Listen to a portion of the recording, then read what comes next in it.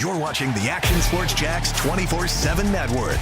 Now it's time for the Brent Austen Show. Well, there's a look at Everbank Stadium, or shall we say Trevor Bank. You can see the painting on the field, by the way, not that says Trevor Bank, but the numbers are up and the preparations fully underway for Sunday's game. By the way, tough work for those guys in and out of the rain of this week, and we'll see how that field is on Sunday. And my guess is it's going to be in very good shape. Hasn't been a football game there for a while, but maybe on the softer side of things with all the rain that we've had. And you'll see a lot of signage with Trevor Lawrence's Everbank partnership now. Trevor Bank, it is. I just add a little more pressure to the young man. Why not?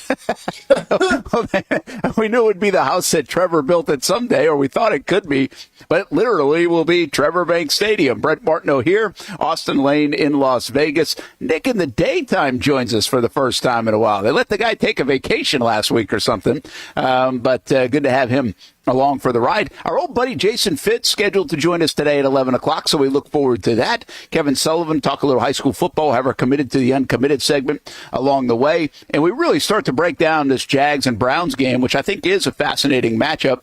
But don't lock it under the win column just yet. I think this Browns team is more dangerous than people are giving them credit for. First of all, Austin Lane, what do you think? Trevor Bank, that's a nice play on words for Trevor and obviously Everbank. Somebody was sitting in a meeting room and like, hey, what if we do this? And everybody was like, that's genius. Yeah, for sure. I feel like somebody probably got a pay bump just because of that idea. I'm not going to lie. When they were kind of teasing this and everything, I was expecting him to cut his hair. Like I thought that was going to be like the big change coming, which I'm not sure if I was ready for, especially through the season. Like, listen, Trevor Lawrence is a lot of things, and one of those things he has is great hair. And the fact that I thought he was going to cut it, once again, during the season, I thought could have been a really bad omen, Brent, for the rest of the season. So I'm glad he didn't cut his hair. When I saw it this morning that it's going to be Trevor Bank, I actually breathed a sigh of relief because I thought the dude was cutting his hair.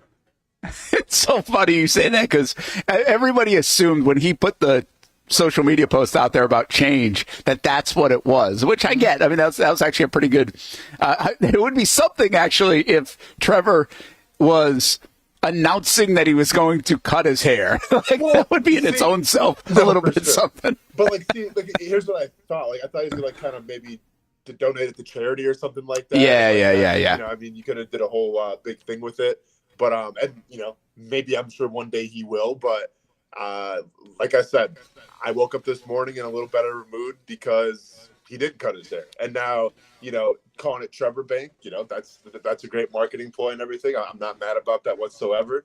But you got to ask yourself, does it put a little more added pressure on him now to go out there and perform at home? I feel like it does. Yeah, I'm interested because he signed off on, obviously the team had to sign off on everything else. And listen, it's cool and it really goes well when you win and things get hopping around here, which we think they should and will do. More on that in just a moment. But I want to stay on this for just for a second because, you know, isn't it surprising with all the endorsements that he has that he doesn't have some kind of shampoo commercial or something like that? He's a national spokesperson. It's not just a Jacksonville thing. And like you would, You would think that would be the case, but I'm trying to, like, who has this shampoo? Isn't it, what's this, Palomalu? Didn't he have a shampoo commercial? Troy Palomalu has the Head and Shoulders. Well, I mean, Trevor has Subway. He's in the Subway. Well, he does have Subway. Yeah. Oh, yeah, no, he's got national stuff. I was just saying I'm surprised he doesn't have something related to his hair. Related. I got you. Yeah, I'm trying to think who else has Head and Shoulders. I thought somebody else. Oh, Patrick Mahomes obviously has Head and Shoulders. Does Mahomes? Well. So Mahomes has it. Okay. He does, yeah. Yeah, well, they got pretty good guy. Then they got Palomalu. Yeah, because they do that. That's the commercial they do together. It's that one? Correct, yes. Okay. Yep. And, you know, yeah, you used to have a bunch of players over the years, I think, have done Head and Shoulders. So, anyway, I wouldn't be surprised if Trevor gets on that train at some point down the road. But it's Trevor Bank on Sunday. And, you know, it's that's fun. Fun for Everbank and fun for Trevor, of course. And, again, more fun for everybody else if they win. It's cool to have some identity. Like, you know, I think Shad, I was thinking of this today driving over here to BestBet St. Augustine. I was like, I think Shad probably loves this, right? Like, you get a little more attention on Jacksonville. deal and attention and tied into the quarterback that you just paid $275 million to. So at first I wondered if they would sign off on something like that, but then I'm like, you know what? Embrace it. And Shad's a guy that will embrace, I think, some of those things if it had to go up to his chain of the ladder. No, without a doubt. I mean, Trevor Lawrence, he is your guy. He is your franchise dude. He's going to be the future and everything. So any chance that you have to market him, why not take the opportunity? I feel like the city has embraced him. Obviously, the team has embraced him. Ownership has embraced him. So, yeah, it's just another reason to put him on a pedestal. Obviously, once again, like we talked about, it comes with more pressure, but we're hoping that Trevor Lawrence can handle that pressure. And Austin, just to piggyback a little bit from our conversation yesterday, we were talking about first-round draft picks. The reason why I got on that topic is because if you look around, and we might have brought this up, but just I've seen more stats and metrics and other things that identify a lot of the players on the list that we talked about yesterday. And what we did was basically go back to the 2021 first-round drafts and then some. And there have been six players for the Jags. Obviously, they had Etienne and then traded up for Devin Lloyd as well. So you put those in the category. Now, Anton Harrison did not play well against Miami, and Etienne obviously fumbled the football. We're going to hear from him. I thought he was great in the locker room yesterday on it. But I just think this goes back to you look around this week and Brian Thomas getting a lot of headlines. Devin Lloyd, Pro Football Focus, I guess he was the highest rated. And we asked the guys in the locker room yesterday, said, hey, did that show up? Did it really look like that? They said absolutely. One of his best games as a pro was on Sunday against the Miami Dolphins. And then even all this Trevor stuff with like the EPA and how well he threw the football in the first half. And you've got the breakdowns, right? This is what happens now on social media. And these guys are just raving about some of the throws that Trevor made and how he played. And it just kind of punched home things that we thought on Monday and even probably Sunday that, Trevor really had a good first half of football. Mm-hmm. And it's almost like the Jags wasted it with that performance in the second half and the loss to Miami. No, without a doubt. And we kind of echoed this on Monday a little bit, Brent, when we were still a little frustrated, maybe in our feelings a little bit. The fact that Trevor Lawrence didn't really get an opportunity to go out and win the game. Right, because he didn't get a lot of opportunities to pass the ball. Now, once again, they didn't run a lot of plays in the second half. It was run, then pass. And then when you have that game-winning drive, you're supposed to go on. He gets sacked back-to-back. So I think it was just for me and you, it was more of just frustration of you have your franchise guy, and we didn't get to see it through. We didn't get to see it come to fruition, if you will. And we're hoping now against the Cleveland Browns team who – it is a team I think a lot of people think the Jaguars should beat. You will get to see a little more of a Trevor Lawrence showcase. I mean, obviously they're going to call it Trevor Bank, so I hope we get to see more of a Trevor Lawrence showcase. Brent, it's funny that you mentioned, the EPA and like all the videos showcasing, Trevor Lawrence and stuff. And like, let's call a spade here. And yeah, I'm in Vegas, so pun intended. I understand what's going on sometimes in social media, right? Like you want to post the good highlights and then you take the fan base in it and then like they get hyped up and then they retweet you and then they follow you. So here's what I think we should do, Brent. I think we should go into business and we go all league and we find bad plays from like quarterbacks and everything and we break those down and then we take the fan base in them just to kind of get them riled up a little bit. So like as opposed to like what was that dude's name? Baldy or whatever, who does like the Baldy's yeah. Where it's like, I'm pretty much a Jaguars fan because I'm talking to the fan base here, so like go ahead and give me that retweet. Well, we do the exact opposite, and it's just like, check out Joe Burrow's piece of crap throw here. You guys gave him how much money, and his hair looks like that. You're like, yeah, that's what we should do, Brent. And he can't hold a Gatorade bottle? Exactly. For sure. Yeah, that's actually not a bad idea. Yeah. And maybe we should do it. It is pretty wild. Like Ty sent me this tweet yesterday, and ironically, I'd already seen it. It was on Trevor, like the 30-yard pass play to Christian Kirk, and maybe there was another play mixed in there. I think it was to Gabe Davis. And there's this guy, Ben Solak, who looks like he's 13 at least, sure. And he's kind of like, this is what Hamby does. Hamby wants the all-22 so he can break down the plays. We got everybody's like an X's and O's guy, which I'm fine with that. That's cool. But Ty, he's like, I got to watch this stuff all day. And I'm like, well, yeah, if it's true, you can just don't know. Like, that's what I even got to warn Ty. It's like, this is positive stuff. It's good stuff. And it looks like I mean, the breakdown was pretty good in my opinion. Like, I don't know, but I've just never been a guy that claims to know the X's and O's, and I think there's so much in a play that goes on, and you know this, Austin, better than anybody. Yeah. Whose responsibilities? What are the rules? What's this? What's that? What's the first progression? What's this? Like, you're guessing, and even guys that have played it and now do it at a high level, like Dan Orlovsky and other folks, they'll admit that they're like, well, this is what normally would be the read, or what looks like it is the read. It's never like concrete, or very unusual for it to be concrete. So, like, those things are all great. I just think you got to be careful to take it as gospel. No, I mean, it's the same thing with PFF too. Like, I get that PFF has kind of become the gospel of how we rate players now, whether we tell players had a great game or a bad game. And I'm sure they do a lot of work and everything, but you know how I feel about it, Brent. And at the end of the day, you know, it's hard to just sit there and watch film, watch a player do his thing. And this is more about the secondary, I think, than anything. But it's like, it's hard to see a player in the secondary. Maybe he's in a zone coverage. Maybe he has certain rules. And PFF doesn't know that. Like, they don't have the playbook, right? So they don't necessarily know, like, well, was a defender supposed to get that edge, or was it supposed to be on the inside? You know, like, you can sit here and say that guy made a mistake, but then if you actually ask guys after the game what happened, they can tell you a different thing just because of the call. So sometimes I think we get so wrapped up in the analytics and the numbers that we aren't asking the question of, well, what was actually the play call on that, you know, series or whatever. Well, let's be honest. Like, they're not going to give it to you too much. Of course, I know, why would they? Yeah, why would they give it to you? Yeah, I mean, the best example of that was this week with the Brian Thomas Jr. touchdown. I honestly came out of that game, and when I'm watching, I did not know that was the first read. That was the design play of that, because you have to protect for a long time. And my questioning in the postgame was just that. Like, was that the design? And they both said yes. And then even on Monday, I think that's when Doug was a little testy when I think DeRocco asked about that play. And he's like, well, yeah, we practiced that play. And I was like, okay, but that's cool. But to the naked eye, you didn't.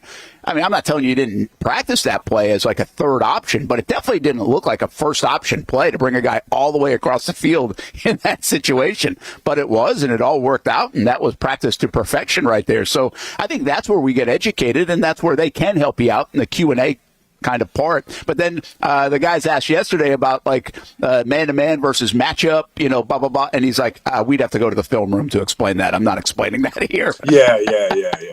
So I think it's okay to admit, which we don't want to do in the NFL as much as we watch it. We think we know everything and everything's like just black and white result. I think it's okay to admit, like, yeah, we kind of don't know what's going on at that play or what this was or that was. It's so much more intricate. And I've actually flipped on that. I told you this, I think, last week or a couple of weeks ago. I used to be like, what are these guys doing, man? They're like trying to reinvent the wheel. Like, this can't be that hard, right? But I do think there's a lot in a play from a novice football fan. And we have a lot of novice fans that really are entertained by the NFL, or let's be honest, gamble on the NFL or play fantasy football with the NFL, that really don't know the details of everything, the ins and outs. And then everybody who thinks they play junior high football thinks they know the game at the NFL level. I mean, you know, so it's like, it's just a fascinating balance. As much as we all watch football all the time, I just still think I don't think we know a lot at times. No, for sure. And, you know, sometimes we need those experts to explain it to us. And the last expert that wants to explain football to anybody that's a casual would be Doug Peterson, or any head football coach for that. I mean, I'm not even like joking here. Like, you spend your whole life coaching football and you go through training camp and everything. Like, do you think you want to then break it down to, and I love D-Rock to death, but you think you want to spend a press conference breaking down offensive stuff to, you know, the media? Absolutely not, man. Let's just get the softballs in and out of here and let me get back to my business. Yeah, that's one thing I'll tell you I always appreciated a little bit about, I say I learned more football when Gus and Dave were in that, you know, they were the guys in there, because they'd kind of let you come in and invite you in to see some stuff or ask questions. Or, I mean, it wasn't like an everyday thing, but it felt like you could have those, even if it was off-camera type of conversations, a little bit more than I think we've seen recently from them. I didn't know that was so kind of the exception more than the rule. but it has been really in the course of my career. That was kind of an exception part of it. I just always said, I think I feel like I learned more football during that time frame. Didn't always make them right, by the way. It just gave you perspective on where they were coming from with a specific play or a game plan or things like that. And I get it. These guys probably don't want to sit there and have a media 101 session all the time. I will say, you just said something about we were in our feelings on Monday, and everybody was, and Sunday, and that kind of spills over. And then Tuesday, you start to ease it up, and then Wednesday, it flips to the Browns. Last year I couldn't go in the locker room a lot. We were doing the show 3 to 6, and the locker room on Wednesdays is 3 o'clock in the afternoon, so it was right in the middle. I hated it. To be honest, now we switched our show to 10 to 1. The Wednesday locker room's 3 to 4, and I got to go in there yesterday, and this is why I like going in.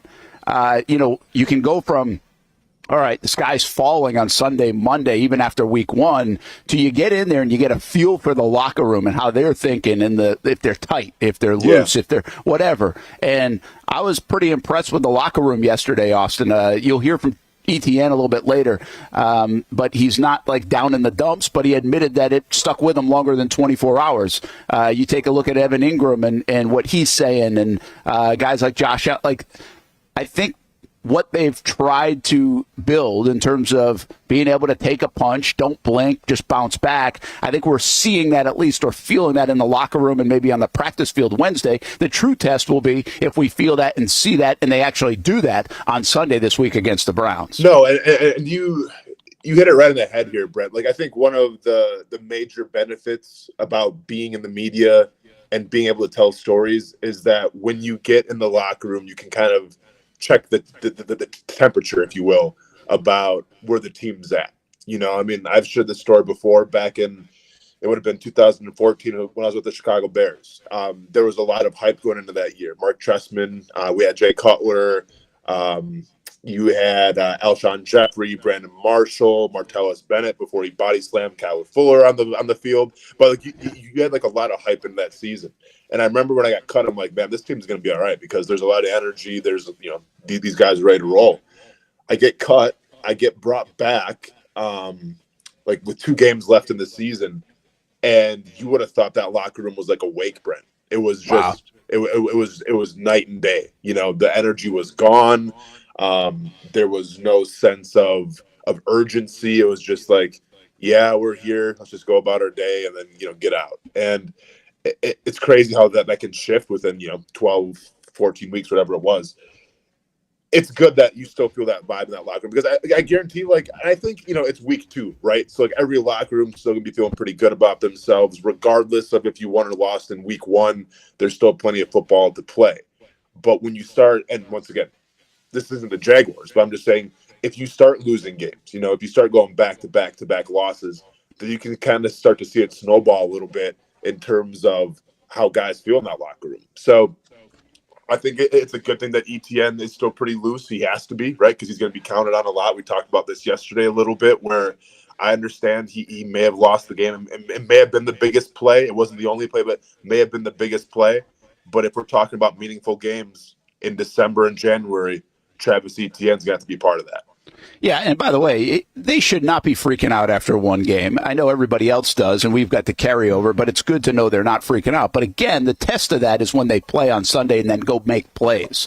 We've heard it all in the locker room before. We've been through a bunch of it now in my 25 years, but specifically here in Jacksonville, closely with the Jags in 16 years. I mean, you get all different temperature takes, as Austin was referencing. And probably the best thing that you can talk yourself into coming out of that game was there was so much controllable for the Jags. And I think Christian Kirk ended up saying it yesterday in the locker room. I mean, it's probably the best way for things to not go your way is when you don't make plays that are right there to make. Because then you're not like in panic mode of, oh boy, the scheme, or oh boy, the game plan, or oh boy, the talent. And I think we all can agree with them on that. I mean, the plays were there to be made. They should have won the football game. And so therefore, just go make the plays and you win a game on Sunday is probably the way they're looking at it. So that's their mentality. Again, you've got to come out and do it, because I will say this, the Sunday, Monday feeling around here will be really damn close to hitting the panic button if they do lose the game. And I'm a little concerned here in Jacksonville that this game's an automatic. It's not automatic.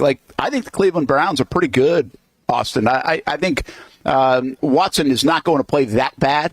each and every week. Yeah. I don't think he's great anymore. He's not the guy that used to come from the Houston Texans and drove here with a rib injury and still balled out. He's not that guy. He hasn't been that guy. And he's a shell of what that guy was, at least for the time being. And it doesn't look like he's going to regain it. But I think this is a good football team, and they're going to be a motivated football team. This ain't a gimme on Sunday, I guess, is just my fair warning. No, and you're not wrong here, right? Because we obviously cover it through the teal lens and everything. So we just think, okay, you should have beat Miami. This team's probably pretty pissed off about it. You're one play here, one play there from winning the game and having it, sealed up, and you lose it, right? Kind of more of the same.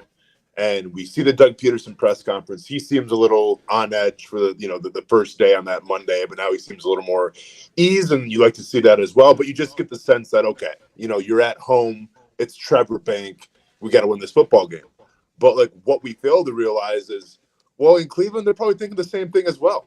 Right now in Cleveland, they're thinking, well, we just got embarrassed. And anytime that you get embarrassed, and anytime that you go out there and you get dominated in every aspect of football, you tend to get a very motivated bunch to go and try to say like that was the one-off, right? And that's what you're getting with Cleveland right now. So I understand like the storylines here is like, all right, yeah, this is a game that Jaguars should win and everything, as I think it should be, because I think in terms of roster, in terms of talent, I think the Jaguars do have the advantage here. But make no mistake about it, like you may be getting the best Cleveland Browns that you may see all year, just because they're coming off of a super embarrassing loss. Mediocre QB play at best, and they have something to prove. Yeah, I mean, listen, there's motivation for them, but they also don't have David Njoku. Their offensive line has been banged up as well. I mean, there are some real things in this game where the Jags don't have Tyson Campbell. That's real, too, and their secondary is going to have to play well. Though, Brent. Yeah, big one. Yeah. How big is it? How big do you think the Tyson Campbell injury, although the Jags overall are pretty healthy? I think Daniel Thomas remains on the injury report, but I think, again, like if he had to play, he could play. I think they're just trying to be as cautious as possible. Cam Robinson was on there with a knee, but there's no expectation that he'll miss this game. Yeah. So this is really just Tyson Campbell who's banged up. Again, the Jags came out of all of the preseason and really now this Miami game overall in good shape, but they did just lose their $20 million cornerback, which I don't think we should slide under the rug. No, and listen, like it's wild to me because then obviously I see this on Twitter as well. Like everyone's kind of saying, like, yeah, the Jaguars have been really healthy. But I look at Tyson Campbell and I see like, Brent, let me ask you this question. If you could prevent anybody from getting hurt for an extended period of time on this defense, who are you going with? Because I think the obvious answer would be like Josh Hines-Allen. But then I can look and say, well, you got Trayvon Walker still. Like the pass rush could be okay. And then you could say, okay, what about Foye? What about Lloyd? It's like, well, you could probably plug and play Muma. And like, yeah, you might miss a little bit, but how much would you really miss? And then I look at Tyson Campbell and I just go, well, who's going to step up for him? Because that's supposed to be kind of like your shutdown guy. So like, I wonder here, like, if you're maybe missing the most important part. Now, I'm not saying like the most talented part or like obviously the best part, but I'm saying the most important part to your defense right now, I think you might be missing.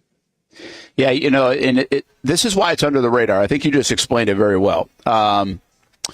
Just take the two guys you mentioned, and I think I would go there first, even though there's even a couple other players on there that like when Cisco went out for a short time the other night, I was like, they're thin there. Like, that's not good that he goes out. But and that's the case with a lot of players. You're not going to be able to replace. But what's interesting about Tyson from a perception standpoint is, okay, dollar figure wise, there's a huge separation. But Josh Hines-Allen just came off 17.5 sacks. He's done it. Pro Bowl. Yeah. Mm-hmm. Foyer's done it. He's been under the radar, and he's a Pro Bowl guy. Tyson has not played to that level yet. It's a projection that he'll be there. And so I think that's why it's not hitting everybody like, oh, no, because we haven't seen Tyson's ceiling or close to the ceiling yet. We've seen flashes. They paid him for those flashes and with the idea that he can do it.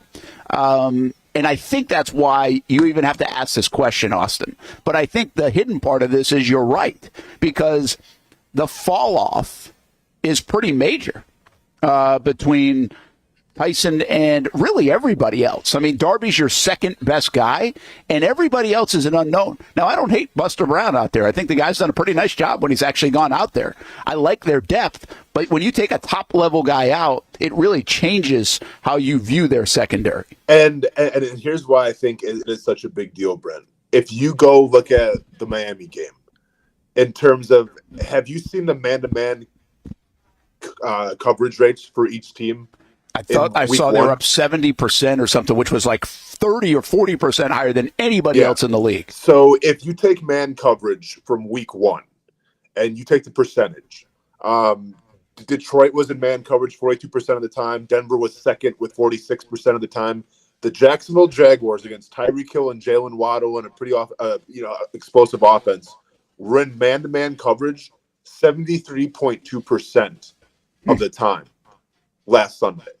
All right. So to me, that screams what was evident is Ryan Nielsen trying to play man here, which we kind of thought, right? I mean, he did, he exemplified that during training camp and everything. But even when you're playing a team like the Dolphins, Brent, where you have so much speed, where you have the ability to get beat deep, they still played man, which leads me to believe, well, guess what? If you're playing man against the Miami Dolphins and Tyreek Hill and Jalen Waddle and company, well, I think you'd probably be playing man all year against guys like Amari Cooper and, everything else. So I think the fact now that you are missing Tyson Campbell, like, you have to ask yourself, are you going to change the defense up now?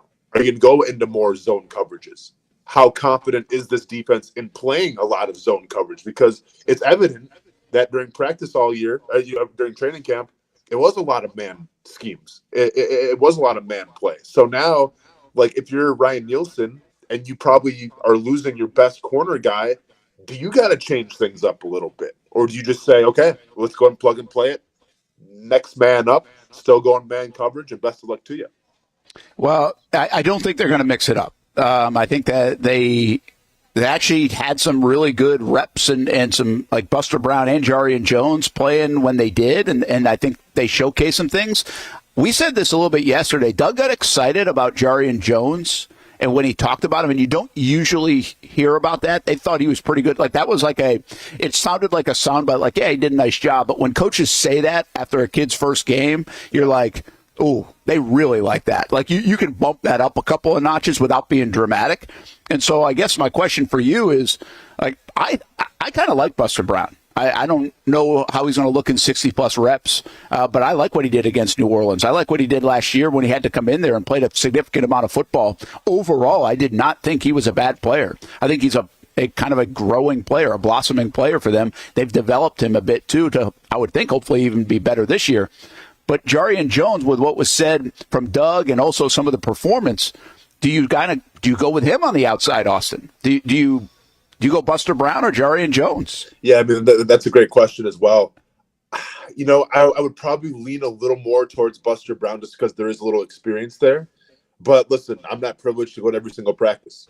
And if Jarian Jones is looking great every single practice, like he's ready to roll, then you definitely insert him into it. But if you look at me just like on paper from what I know right now, I would probably lean the more experienced route because, and once again, like, you're not playing the Dolphins now, right? So, like, you don't have to worry about all that speed. But listen, if you watch that Browns Cowboys game, like, Amari Cooper had a couple opportunities to have some really, really long receptions for touchdowns, and Deshaun Watson just missed them a little bit. So, like, Amari Cooper, I think, is still one of the most underrated wide receivers in the league. I think he plays on a team where he doesn't get always recognized, and then he was in talks of getting traded to San Francisco and everything. But long story short, I'm not going to sleep on this Cleveland Browns receiving core. They're going to test you, and you still have to mind your P's and Q's. Yeah, I think you're right. Is there a chance, because Darby's been impressive, man, and he was pretty good the other day, too. Is there a chance that Darby just travels with a guy like Amari Brown? The Jags don't usually do that. They wouldn't even do that if Tyson was available for the game because they're comfortable with both guys. Yeah. But in this instance, when there's just basically, like, Amari Cooper's the difference maker. I know Judy's around, too, but it's more Amari Cooper. Like, yeah, and then they have, like, Elijah Moore, who's kind of more of, like, that explosive dude, or they're trying to make him the explosive dude, but. Yeah, let's not make Elijah Moore into what he was supposed to be on Sunday, okay? Yeah, no, I'm definitely going to agree with you there, man. But to answer your question, like, could you move? I mean, I'd have to go back and look to see if Darby has predominantly played on one side. I felt like in Baltimore he did. He is probably your best cover corner now. So, like, I can see the appeal to try to move him to Amari Cooper and just go man-to-man because, Cooper's a great wide receiver, but he's not going to be in the slot. Like, there's some wide receivers, Brent, where you just kind of, like, put him wherever to get him open. Cooper's not one of those dudes. I just think that you keep what you've been doing on the same side, and you expect whether it's going to be Buster Brown, whether it's Jerry and Jones, to do their job and do it well. Well, and the other thing is this. Your pass rush has to impact, right? I mean, your pass rush can really make a difference in this game where we kind of knew going into the Miami game the pass rush wasn't going to make a huge difference. He's been one of the toughest quarterbacks over the last couple of years to sack because of how quick they get it out. Deshaun Watson will hold it a little bit longer and obviously had half a dozen sacks last week. So that pass rush, they're going to have to do some work now and make things tough and a little bit easier maybe for that secondary on Sunday. 1 o'clock game on CBS 47 at the newly named Trevor Bank Stadium. We're at BestBet St. Augustine, hanging out here and just getting it started. Let's take a time out. When we come back, we talk more football, of course, more on the Jags. I really want to get into this game. What's the factor with Njoku out, and how good is that Cleveland defense? The Jags had some things work against them a year ago. Is it a similar defense? Can they do some of the same things? Will some of the newcomers like Brian Thomas Jr. make a difference in this game? I want to get Austin's thoughts on some of that when we come back. It's the Brent Austen Show here on a Thursday as we get ready for a game week in Jacksonville. Oh, man, please stop raining. Please stop raining in Jacksonville. Can't take it anymore. Oh, my goodness gracious. The rain keeps falling down, and hopefully Sunday will be a little bit drier of a day in Jacksonville. We'll be right back. Everyone loves a good game night. Here you don't have to be the host. You don't have to clean up. They bring the food and drinks to you, and you can watch whatever you want on the big screens. It's more than a card room. It's a night full of fun with friends. BestBet Jacksonville, Orange Park, and now the newest location here in St. Augustine, right off 95 at exit 311. A brand new clean room, a full bar and menu, my favorite sushi in town, and I love the fries too. You don't have to just play poker at BestBet. That's why I come over here to the table games and play one card poker. That's a pretty good card and a win. One card poker is like war as a kid, you against the dealer. And this isn't the only fun table game to play. A friendly staff, a lot of fun. It's a good night out at BestBet Jacksonville, Orange Park, and the newest location in St. Augustine. You can be a serious player or a novice. It doesn't matter. If winning equals fun, you're a winner every time at BestBet. I'll save you a seat, and I'll see you down here at BestBet St. Augustine. When I say it means something to me, gentlemen, it means something to me. High school football is back, and it's bigger than ever. Welcome to the Friday Night Zone Blitz. It is bigger than a game. Watch the biggest games each week live as the action unfolds with instant reaction and analysis from our Hall of Famer, Kevin Sullivan. It starts with live look-ins at the top matchups, including our Jaguars Prep Whataburger Game of the Week, and that is just the beginning of 4 straight hours of coverage. From 8 to 10:30, the Friday Night Zone Blitz is streaming on our Action News Jax app and online. At 10:30, the Friday Night Blitz you know and love. A half hour of highlights from around the area. 11 o'clock, we shine the spotlight on the bands that pump up the crowd. 11:15, it's time to blitz through the highlights online and on air. Then 11:35, back to the stream to break down the night's results with a reaction from local coaches. 4 straight hours of high school football on the Friday Night Zone Blitz. Only on Action Sports Jax 24/7. Nobody but Nimnicht. Our family has purchased 6 vehicles from Nimnicht Buick GMC. The #1 Buick GMC dealer in Jacksonville has lots of inventory to choose from with their best price guarantee. Who gives you top dollar for your trade? Nobody but Nimnicht. Save up to $10,000 off select new GMC Sierras or get rates as low as 1.9%. You know I'm a truck guy. GMC Sierra, my trim level is an SLT. This one's an Elevation. Pretty good looking color as well. So here at Nimnicht Buick GMC, you have a lot to pick from. My father-in-law, he drives this, an Enclave, so I feel like that GMC in the family. 2025 is coming around the corner, which means it's almost time to close out those 2024s this summer. You can schedule a test drive at NimnichtBuickGMC.com, and while you're there, check your trade value and customize your payment options. Nimnicht is there for you, even on Sundays. So, who has put in the most years and stands behind a better experience? The answer's simple. Nobody but Nimnicht. Your friends in the car business since 1941. GMC, we are professional grade. It's hard to put a price on comfort, especially when you use that comfort on a daily basis. But if we're going to put a price on it, how does the lowest price guaranteed sound? Furniture Source is going to have the biggest brands, whether it's Ashley, Casper, or Tempur-Pedic, and once again, it's going to be the guaranteed lowest price in Jacksonville. Right now, my friends at Furniture Source are going to give you the ultimate hookup because all month long, they're making their inventory wholesale price. Check out their markdowns up to 50% off. And remember, since it's Furniture Source, you're getting the guaranteed lowest prices in Florida or your money back.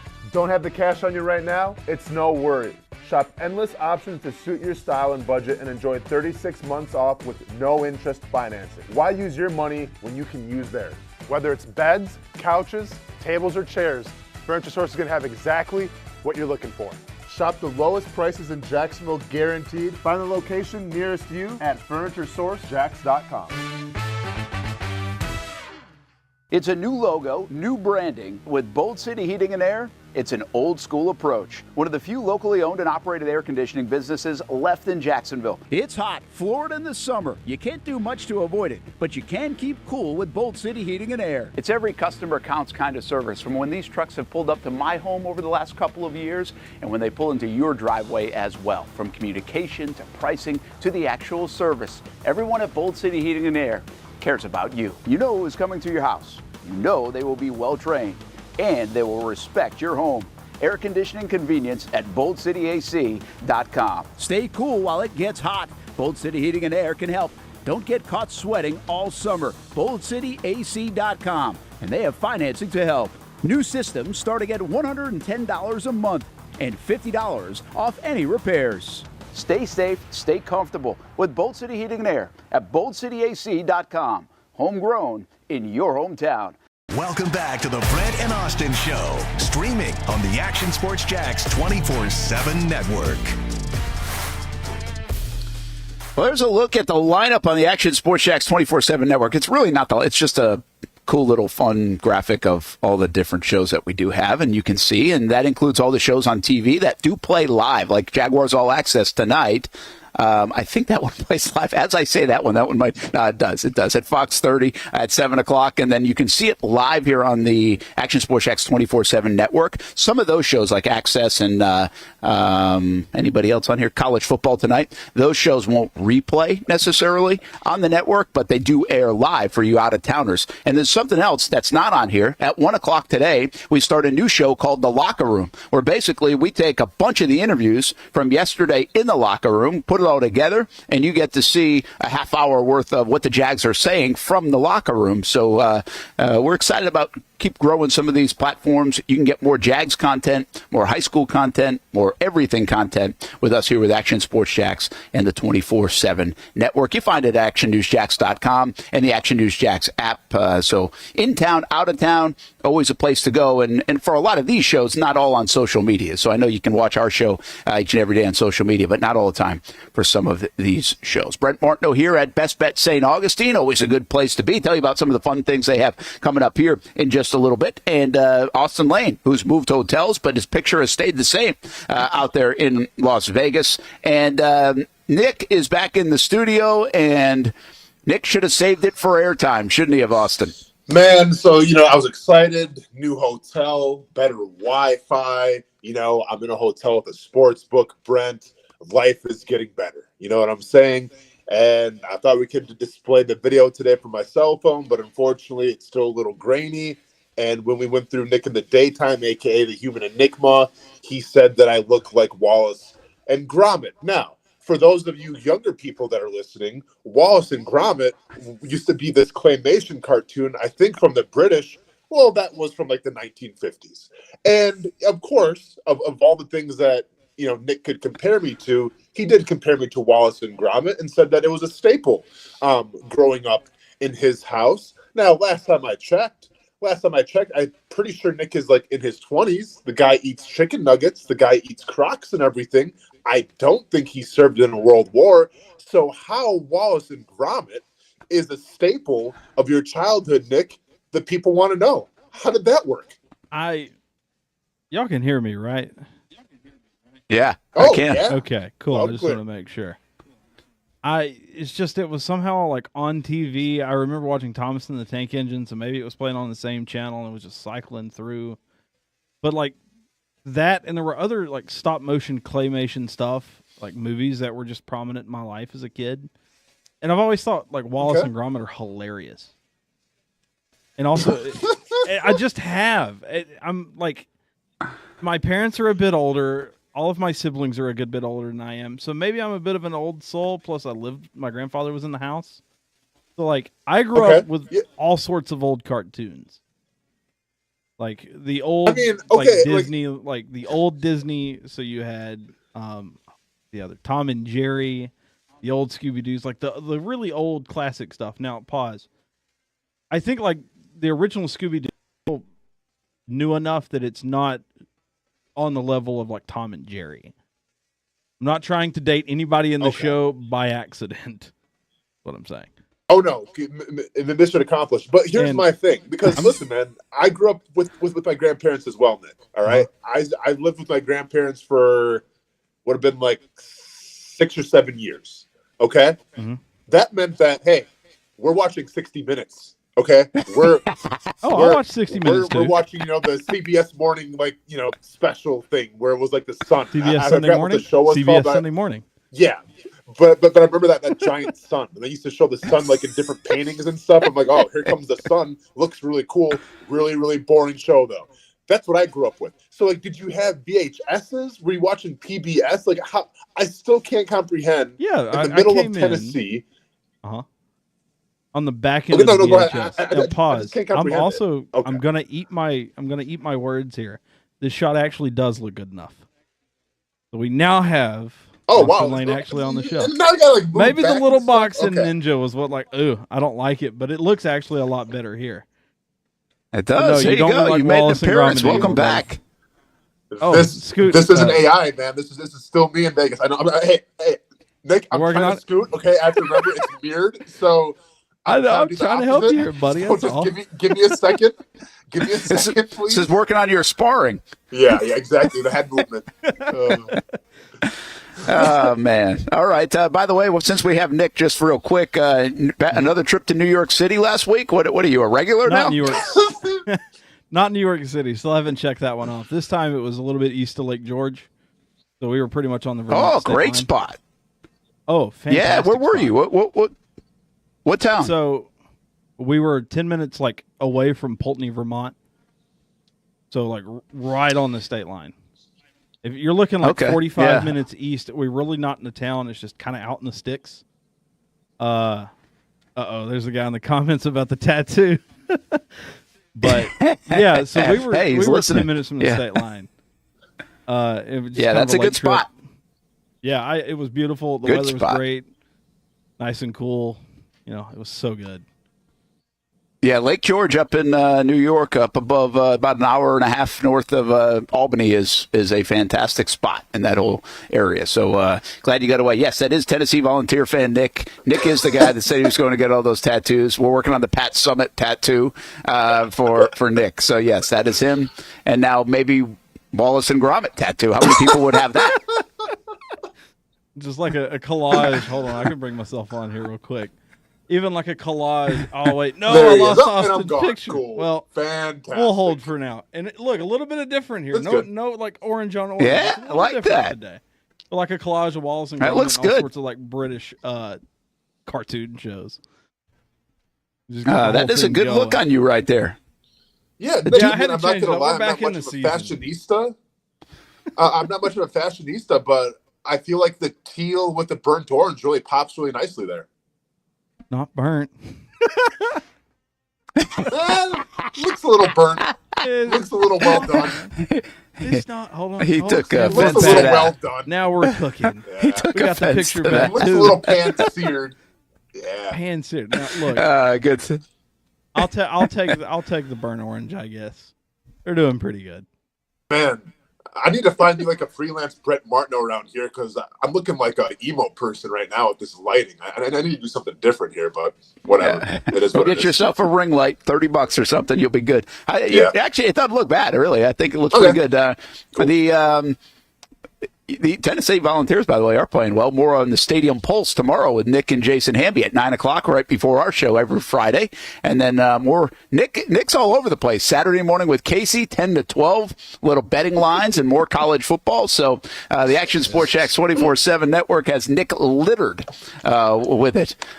We are at BestBet St. Augustine. All right, before we get Jason Fitz on at 11 o'clock, and we talk bigger picture NFL and get his thoughts, and we'll go all over the place with Fitz. He's one of our favorites from back in the day on ESPN 690, and he'll join us in a bit. But this football game coming up Sunday for the Jags, just from a breakdown standpoint, Austin, we talk all about Deshaun Watson and the offense, and okay, maybe the Jags defense can eat, but I have to keep reminding people this football team should be about the Jags offense. And so it's really this offense that's supposed to be good, that we're waiting for it to be good. We're waiting for it to kind of explode the way on a consistent basis we think it can against really one of the premier defenses in the NFL. Is this Browns defense as good as it was a year ago when it was one of the best defenses in the NFL, including against the pass defense? It was number one in the NFL. Yeah, I think the short answer should be yes, because if you look at it on paper, like they still have a lot of their key contributors. But then if you go back and watch that Cowboys game at home, they were bad. Like, it didn't look good. Dak was kind of having his way a little bit and everything. And so, like I said before we opened the show, Brent, like I think you have a Browns team right now that got a little embarrassed, that has a lot to prove, and I think you're going to see kind of a new lit fire with them.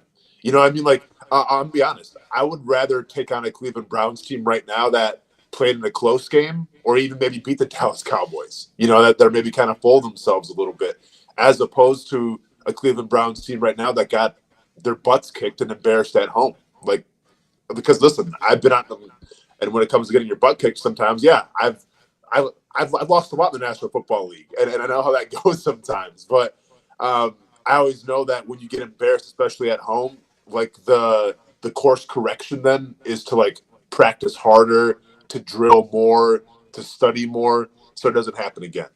Yeah, and I do think the Jags are in a little bit of that situation too, but I get what you're saying, difference between blowing out and not. And I think in Cleveland it can go a couple of different ways, because remember, they're an organization that, much like the Jags, are trying to find that DNA, right? That culture to say, okay, we're going to win no matter what. We're going to bounce back no matter what. They've had a similar issue over the years, and they're searching for that. But on top, the Deshaun Watson stuff feels big and bigger as an underbelly than anything going on here in Jacksonville, Austin. So you do have to wonder how that resonates throughout the team, much like in New York with the Giants, who got beat by the Minnesota Vikings handily, I think maybe by the same score or a similar one, that the underbelly there is, okay, Daniel Jones, right? I mean, don't you feel like those two organizations right now, it's bigger than get on your P's and Q's and bounce back. It's more like, how do we block out this noise? How do we trick ourselves into believing that our guy's good? No, I mean, you're not wrong there. Like, listen, I'm very critical sometimes of this Jaguars team and this franchise the past couple of years of the optics and how things are perceived sometimes, and the latest scenario would have been with Doug Peterson Monday, maybe throwing Rand Nielsen on the bus a little bit. But, like, in the grand scheme of things, Brent, like, that's nothing compared to what's going on in Cleveland right now and the allegations, and now this is nothing new for Deshaun Watson because he's been here a bunch and they've had to go through it. So, like, I'm sure they're kind of hip to the game, as bad as that sounds. But still, I mean, it's in the airwaves, it's in the news cycle and everything, and it's not a good look, whether he's innocent or guilty. Like, it's still out there. It's still a distraction. So, yeah, I agree with you. Like, I think it's hard. Like, listen, playing quarterback in the NFL, Brent, is hard enough as it is already. Probably one of the hardest jobs you could ever do. But then when you sprinkle that on with, these allegations and everything, and this history that he's had with these allegations, and, oh, by the way, for as much money as he's making and supposed to be the savior of Cleveland, that's a lot on somebody's plate to get ready for then a game in Jacksonville as well. Yeah, and listen, I mean, football might be the easiest part right now with everything he's got going on. I just feel like there's not a lot of confidence in him from their football team and from the city and from everywhere else. That's a tough spot. We've been in that spot, too, here with different quarterbacks over the years where you just try to fake it almost, And I think we've seen enough of a sample where the curiosity is Deshaun Watson good? Now, the Jags aren't saying that. The Jags really respect him. Like, Foye would not let his mind go there. Like, he would be like, no, I remember Deshaun. That's the Deshaun Watson we're going to get. I think there's a lot of respect for his game in that part. But back to the Jags offense, if you look what, the Cowboys scored 33 points offensively against the Browns. You know what's really weird about this game, Austin? Is if you look at the numbers, it doesn't scream 33 points. Dak Prescott was 19 of 32 for 179, and this is a guy that can throw up 400 no problem in a blink of an eye. Ezekiel Elliott went 10 for 40. He led the team in rushing. They rushed at 25 for 102, so they got, CeeDee Lamb on a jet sweep or an end around or reverse, and Rico Dowdle was in there. So, it wasn't like shove it down your throat, go get 400 yards. Even by giving up 33 points, the Cleveland Browns did not allow a ton of yardage in this game. It wasn't even 300 yards of offense, which is nuts. Yeah. Yeah, it's just that they had no help from the offense. At the end, Jerome Ford probably gets the end zone and everything, and that helped my fantasy team. So thank you, Jerome Ford. But, yeah, this is a classic example of complementary football where you had a defense that was trying to bend and not break, but, sooner rather than later, if you're an offense, you got to help put points on the board to even try to sustain and not turn the ball over and not have bad decisions from the quarterback spot. So, yeah, once again, maybe the score does tell a different story, Brent, in terms of you still can't take this defense lightly. I'm still a big Myles Garrett believer. I think that guy's one of the best edge rushers, one of the best defensive ends in the league. And, what we saw Anton Harrison, and let me ask you this, Brent, it's pretty obvious, right? You line up on Anton Harrison, if you're Myles Garrett, because we talked about this before on the show. When you're an elite pass rusher, when you're an elite player on defense, you kind of get, your pick of the litter, I guess, of where you want to line up at. Would you line up on Anton Harrison right now if you're Myles Garrett? Yeah, I think so, especially coming off that game and still being a young player. Obviously, it's not just Harrison, too, if I'm him. It's the weaker side of the line, where they've had more issues on that right side of the line than I think on the left side of the line, even if you go back to last year. So I don't know exactly where he lined up a year ago. In fact, I'm looking at the stats last year, and they had 4 sacks against Trevor. Okay. Zadarius Smith had 1. Okoronkwo had 1. Okoronkwo and Maurice Hurst had 1, and Delpit had 1. Your guy Delpit. Yeah, there we go. So Garrett had just 1 tackle and a tackle for loss, but he did have 3 quarterback hits in that game. Okay. So that was an interesting game, too, if you go back to that. Trevor threw it 50 times. They could not run the ball. Here's a funny thing. You don't really want Trevor throwing it 50 times either. That's not the recipe that the Jags really want to happen. But they actually had a lot of good stuff going on offense overall. They scored 27 points despite Trevor throwing 3 interceptions and Parker Washington losing a fumble. They turned it over 4 times and still scored 27 points, Austin. Yeah, that's what we call an anomaly, Brent. Yeah, it's pretty wild if you look back on that. So, I would suspect that they will try to do a lot of the same things that they do. This was the game, actually, where what's-his-name ran the wrong route, everybody thinks, right? Calvin? Okay, yeah. Yep. I'm pretty sure. So, yeah, the Jags obviously got to take care of the football. But I think other than that, if they can execute offensively the way they did, I think they'd feel pretty good. Now, you'd rather not have 4 sacks and get your quarterback hit as much as you did. But, you're probably going to give up a couple of sacks in this game, and one of them might be to Myles Garrett. You're just going to have to take that and sign up for that along the way. But I do think you better be able to run the football better than they did a year ago. Let me ask you this, Brent. Do you think because I'm trying to predict what's going to happen here on Sunday. Because I see the Cleveland Browns, and I see they've added depth at wide receiver, right? They've tried to make themselves a little more explosive, a little more dynamic. I feel but I still feel like the DNA of this Browns offense, regardless if Nick Chubb's in the game or not, is you're just going to pound the rock, right? You're going to give it to Jerome Ford, who's also pretty good in the pass game as well. So keep in mind, whether it's Lloyd, whether it's, Foye, you're gonna have to be on your best here too, because Jerome Ford, if he gets out of the backfield and gets a reception, he can beat you as well. But do you think it's going to be beneficial, Brent, for this to be a physical game for the Jaguars, where it's like, do you want to match physicality for physicality, or do you try to make this more of a track meet and say, we have the offense to do it? We have Travis Etienne, we have Brian Thomas Jr., we got Gabe Davis, we got Christian Kirk. Like, we have the receivers, we have the horses to go out there. Oh, by the way, it's Trevor Bank, so let's go out there and put some points on the board. Or do you see it more of what I think the game plan was going to be in Miami, where you slow the clock down, you try to control the clock, even though they ended up not doing it at the end in the second half, but you try to control the time of possession and you slow the game down a little bit?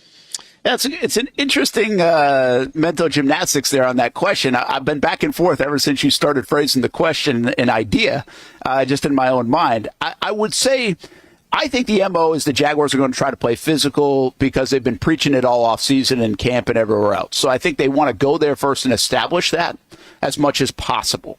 Now, this team can play very physical in Cleveland. It has been. It was one of the most physical teams last year.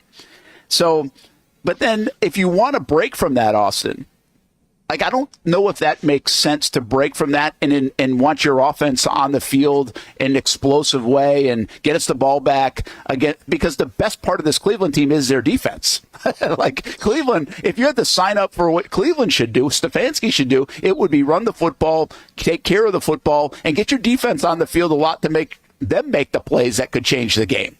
You know what I mean? Well, yeah, and to be fair, like, listen, we know what the identity is, Brent, but the best part of this Jaguars team last week was probably their defense as well.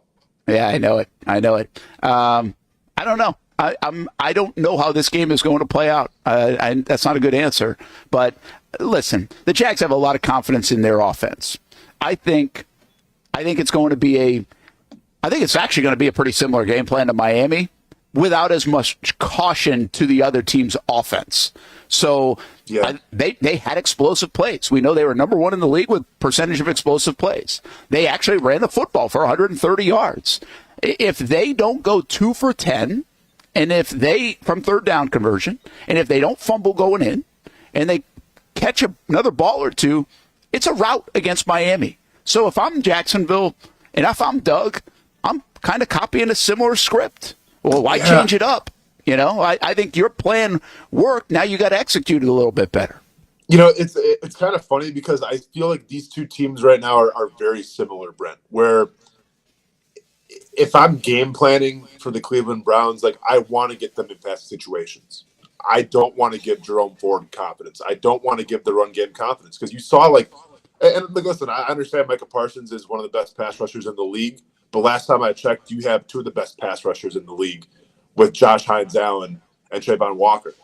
And I think Watson got sacked like 6 times or whatever against the Cowboys. And he got hit a lot more than that because, when you start to go down by a lot, you got to pass the ball. So it's interesting because I'll be honest, like, Cleveland's defensive line, they do scare me a little bit as well. And if we saw how that 2-minute drive ended that game, Trevor got put on his back twice.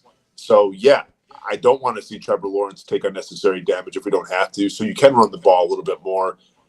But I'm also more confident. I don't know if I'm more confident, Brent, but I almost feel like I'm more confident with what we have, where if you get Cleveland behind the 8 ball a little bit, having to play from behind, where you can kind of take over that game then with our edge rushers. Yeah. Hey, by the way, well, you're right, because 17 quarterback hits last week along with the 6 sacks. Yeah, that's a lot. That's a lot. You're right. I mean, that will make anybody gun shy, right? I mean, Micah Parsons had 5 of them by himself. Meanwhile, on the other side, there were 3 sacks for the Cleveland Browns against Dak, but only hit him 4 times. So they protect, totally different. Even though they had 3 sacks, there weren't a lot of hits. He was not getting touched quite a bit. Garrett did get one of the sacks. So did Tomlinson and Zadarius Smith, who's a part of that defense now as well. I think we're going to get, Nick, you tell me, if you want to get Jason Fitz in so we don't keep him hanging, or if you think we need a break to get him set up, we can do either or. Here from BestBet St. Augustine, Brent Martineau out in Las Vegas, Austin Lane, and Jason Fitz used to Jason Fitz used to join us on the ESPN side of things when we were over there. We said, hey, let's give that guy a call again. We have fun with Fitz. All right, let's try it. We have no idea. We're in 3 different zip codes, and we're going to try to make it work. There he is. Boys. Now here's the big question. Are we going to be able to hear Jason Fitz, or will I be able to hear him? Because that's been an issue in the past. Fitz, let us have it. Man, I am excited to be hanging out with you guys. I hope you can hear me because I'm telling you, like, the minute... Yeah, neither one of us can hear you. Oh, yeah, man. I got nothing, man. All right, so we probably need a commercial. Quote this show sometimes. Yeah, I know. This is a tricky thing we do here, Fitz. We're on 3 different locations, so we knew that might be an issue. Let's do this. Take a quick time out, Nick. We'll get it figured out in the break, and appreciate Fitz's patience. Can't wait to talk food. He's back in the music game big time, and also, obviously, a lot of sports as well. That's coming up. We're live from Best Bet St. Augustine, Brent Austen Show on the Action Sports Jax 24/7 network.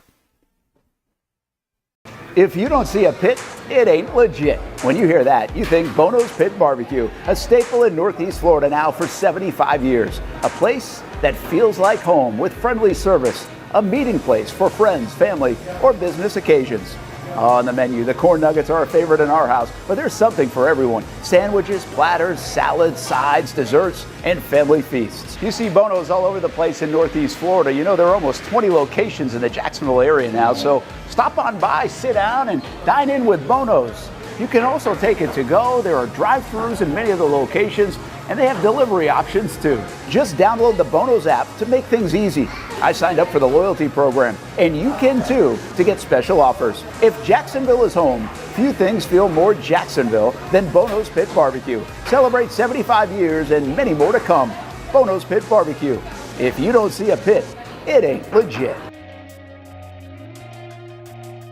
For the game day hustle and every day in between. Juggling my show, Jag Social, to going under the Friday night lights and a social life, it's a daily tournament. But this ride, MVP status. The all-new 2024 Lincoln Nautilus isn't just my car, it's my personal locker room, office on the go, and VIP lounge on wheels. Let's talk tech. My profile remembers everything from customizing my dash display to setting the ambient lighting and my signature scent. And wireless charging, essential for live tweeting scores. Whether I'm packing for a beach day with friends or heading to the gym, there's space for every passion. After dominating all day, this becomes my recovery zone. The massage feature is like having a personal PT on call. Life's a non-stop game, but with this ride, I'm always on my A game. The 2024 Lincoln Nautilus. Drive your passion. You trust CGC to make your water great, and now you can trust CGC with your plumbing needs as well. Fast, convenient scheduling, licensed and insured. A quick call away at 904-552-1242. You never know when you're going to have an issue with a shower, toilet, or maybe it's a sink that sometimes is easy to fix. All right, let's be honest. I'm not fixing anything. I'm totally staging this because when I have a plumbing problem, I call CGC Water Treatment and Plumbing. Trained professionals, transparent pricing, customer satisfaction. Small problem or even a bigger issue. Maybe you need a new tankless water heater or something a bit more intricate. The experts with 25 years of experience at CGC Water Treatment and Plumbing can do it all. Call 904-552-1242 or visit cgcwater.com. Right now, get 10% off any residential job of $500 or more. CGC Water Treatment and Plumbing, an authorized independent Connecticut dealer. Florida license number CFC 1432579. At Southampton, local golfers have no shortage of options when it comes to picking a course to play here in Northeast Florida year-round. Yet time and time again, I find myself here at the golf club at Southampton. Easy to get to off 210 in St. Johns County. It's family-owned and operated and renowned for being one of the area's most player-friendly. That's just one of the reasons we hold the Action Sports Jax Dream 18 charity golf tournament here each fall. The Mark McCumber design layout is great for all skill levels of golfers, from the guys who bomb it a mile on the range to golfers like me who are just happy to put it in the fairway, which Southampton has very accommodating fairways. And if you need new clubs, come down to the pro shop. They'll fit you up and get you a nice new set like they did for me. For more information on membership or to book a tee time and see for yourself, head over to golfsouthampton.com or call the clubhouse at 904-287-7529. The Golf Club at Southampton. It's the official home of the Action Sports Jax Dream 18. Make it your home for golf too.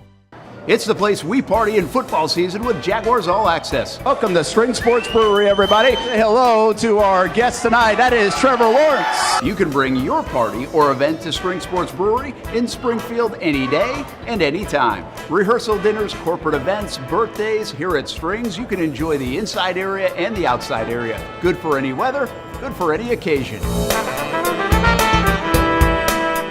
Watch the games, play the games, shoot some hoops. Beer? Yeah, they have that. Plenty of choices. And sure, this is a brewery, but Strings is also a restaurant, and the food is fantastic. A full menu made from scratch meals. And if you need String Sports Brewery to help with a party at your place, they cater too.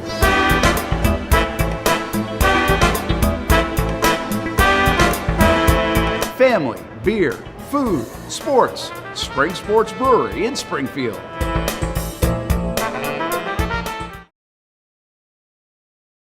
Welcome back to the Brent and Austen Show, streaming on the Action Sports Jax 24/7 network.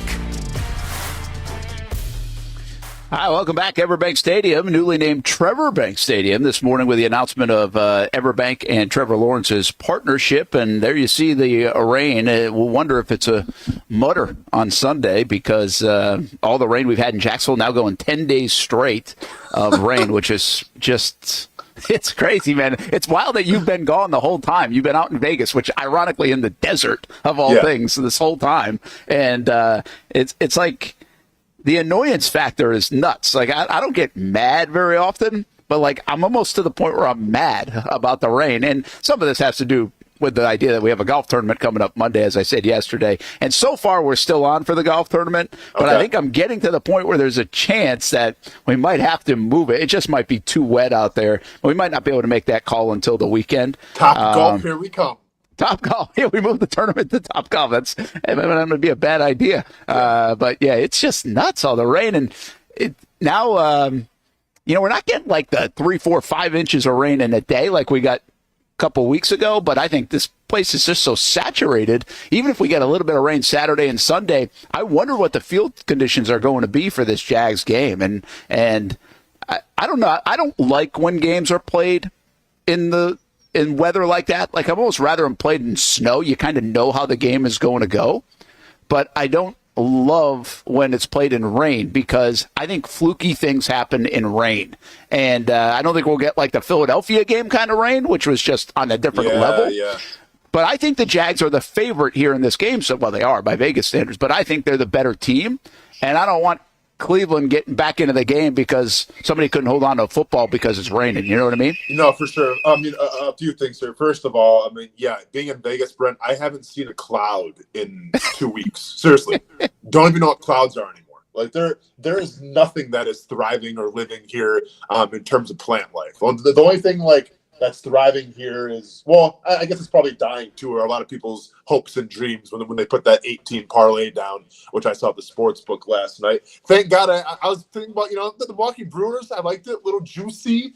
Just playing the Giants. Well, thank God I didn't do that one because the Brewers got absolutely slobber knockered last night, but that happens sometimes. But Brent, I want to ask you this, and we share a vast differing opinion when it comes to this, but you know how I feel about it. I think it's a big competitive advantage. What has the heat been like in Jacksonville? Like, has it been really warm? Is it kind of cooling off now a little bit with all the rain? Nah, it's actually, it's been cooler. Like, I mean, you can wear pants and like a sweatshirt or a long shirt. See that, Brent? Because, I mean, listen, Cleveland's a lot of things, but like a tropical climate is not one of them. So I would have liked Cleveland to come down, play in those 90-degree temperatures, 100% humidity, turn up the heat a little bit and get them sweating. But by the sounds of it, that's not going to be the case. Yeah, I think if the sun, I think it's a mixture on Sunday. It's not just a washout, so you might get that. You know what happens if it rains a little bit in the morning, then it gets like 50 degrees hotter once the sun does come out. So Look, by Cleveland standards, I feel like it will still be humid and hot enough. But I've gotten in the car a couple times this week, and it's been like 78 degrees, just because and there's no sun. So it's just, we don't have that. There's very little sun out there. Like, we've had moments of sun, but it's very little sun. It's Burrish. I think Burrish is starting to get defensive about it because we're all hammering. I'm like, Burrish, I'm getting mad now. Like, I just tell him I'm mad. And I think he's getting a little defensive. It's not his fault that it's raining. He doesn't make it rain. But he even said today, he's like, check out my Burrish blog if you want to know why it's raining so much. We do have a lot of days of sun here in Florida, but we just haven't for the last 10 days. First of all, show my dog Burrish some respect because, Money Mike always makes it rain, Brent. No, sir. Yes, he does. He was. It's so funny. He's defending Mother Nature a little bit. Brent Martineau, Austin Lane. I'm here at BestBet St. Augustine, and Austin is in Las Vegas. Get ready for an upcoming fight in October, of course. Listen, I was just watching some Miami Dolphins, Buffalo Bills preview stuff for tonight, which is kind of crazy. Think about this now. The Dolphins go on the road. They've had a weird week in general with all the Tyreek Hill stuff. Apparently, both running backs are missing practices with Mostert and Etienne. So check your fantasy lineups. But now they go to Buffalo, a place they haven't really been that successful recently. Buffalo's had their number. Josh Allen's thrown for crazy numbers all over that defense for the last 2-3 years. And then you flip it around, and the Jags play Buffalo next week on a Monday night. And I guess I never fully digested all this, but Buffalo is going to be playing with like a ton of rest because they're playing this short week. Yeah. They'll get all the way until next Monday, where the Jags play them at home on Monday Night Football, well rested. And then the flip side of that is the Jags have to go to Houston the following week, which really is the biggest game of the first four, given the AFC South. And they'll be going to Houston on a short week. So once again, I don't think the schedule adds up in a very favorable way for the Jacksonville Jaguars here at the start of the season. No, man, that's a good point. I haven't even really looked into that. I thought about that, Brent, because me, man, I'm on a week-to-week basis right now. But one game at a time. One game at a time, and one day at a time, really. I mean, ask Doug Peterson that. One day you can come out, maybe feel a little certain type of way about, having to explain offense, and the second day you can come out, everything's all right, man. No need to panic. That's where I'm at right now. But no, when we get to that point, Brent, that could be definitely a competitive advantage because it is all about, the rest and recovery. Yeah. Hey, news in, too, by the way, for the Jacksonville Jaguars. Tyson Campbell goes on injured reserve, so he will miss 4 games. The Jaguars activated Trey Flowers, safety for the Jags. They also made another move, bringing in Andre Shashir. Hopefully I said that right, to the practice squad. And so Tyson does go on IR. He's out for the next 4 games. They can bring him back. Of course, there's a couple of options to do that throughout the year for the Jags, but they will be out without their corner and maybe get him back around London time. Maybe. We will see what happens with Tyson Campbell and that hamstring. And that's the right play, Austin, right, with the hammy. I mean, even if he misses the first half a year at this time, make sure he comes back healthy. No, he has to get him back healthy because those things can definitely be lingering. I told the story many times when I was a rookie and I was taking, the pre-workout stuff like I probably shouldn't have been, especially in that Jacksonville Jaguars heat. And, ended up tearing my hamstring, and that lingered, probably like the rest of my life. I still have hamstring issues sometimes because of it. So you got to take care of your hamstrings. You got to make sure that you're 100% before you get back out there. All right, so what will we learn from the Jags, for the Jags, in this game tonight about the Dolphins and Bills? If the Dolphins win, does it make the Jags loss okay? I mean, do you want Buffalo to win and roll the Dolphins and being 2-0 going into Monday Night Football? Does this game at all impact your feelings about the Jacksonville Jaguars? It doesn't really matter week to week in the NFL overall, and they're not in the division, so it's not like you want somebody to lose or win. They are in the AFC, which could come down to a tiebreaker later on. But I think this one could impact Jags' feelings tonight. No, it could definitely impact Jags' feelings, and it's. It's cliche, but it's cliche because it's true. I think you find out who your team is when you go from week 1 to week 2. I think week 1, you find a lot of anomalies of what teams are capable of. I mean, are the New England Patriots Super Bowl contenders after beating the Bengals? Absolutely not. But, they did beat the Bengals week 1. I think you have a better feel for teams in week 2. So, yeah, I'm going to be watching it very closely to see what the Bills can do. I think a lot of people kind of wrote them off a little bit. You lose Stephon Diggs, you lose some key cogs on defense to injuries and just free agency. But you still have one of the best quarterbacks in the league, Brent. And when you have one of the best quarterbacks in the league, you always have a chance. Yeah, and I think this will tell you a little bit about Buffalo, too. I mean, people have wondered, Austin, about the Buffalo Bills. Are they good? Are they going to be able to, still be the team to beat maybe in that AFC East? And if they can beat the Dolphins after the Jets lost and really didn't look great against the San Francisco 49ers, and I know the Patriots are 1-0, but not many people expect big things out of them. Maybe the Buffalo Bills are just going to keep on ticking, even with losing Stephon Diggs, Gabe Davis, Mitch Morse, and those kind of players. No, without a doubt, because you see a new offense now that depends on running the rock a little more and being physical, and you see once again Josh Allen being one of the best quarterbacks in the NFL. So, yeah, I mean, there's a reason why I have them winning the division, and there's a reason why you guys are all over the New York Jets, and we saw what happened there, Brent. I just saw another stat, by the way. Aaron Rodgers, now he didn't play last year, but Aaron Rodgers has not thrown for 300 yards in a game since 2021. Yeah. I mean, listen, maybe you got to hit that ayahuasca a little harder, man. You got to start getting some benefits from that stuff. That's crazy, man. I mean, I don't know. Maybe I'll take some, because I feel like the desert is the perfect spot for ayahuasca. Maybe I can find a shaman here on the strip. He can give me some stuff. We can go on a funky journey together. The desert's a perfect spot for a lot of things, I think. That'll be a good time watching Thursday Night Football with a little ayahuasca trip. Now we're talking. Hey, Furniture Source Super Sleeper, the fantasy football world would like to know, do you have any sleepers in fantasy? I mean, I can even present you some. Bucky Irving might have that starting job at the running back spot for the Tampa Bay Bucks before long. I know your super sleeper on the offense for the Jags has been Tank Bigsby. That worked out pretty well. Yeah, it really did. Are you saying, do I have any new super sleepers, Brent, what you're asking here? Yeah, I'm just wondering, did anything happen in week 1 that will kind of make you, there's always moves made in fantasy football that's like, oh, that's going to be better than you think, or that's not going to be that good one way or another. Yeah, so I'm pretty sure Puka Nacua, right, has now gone. Oh, yeah, IR. good one. And we know how this operates, right?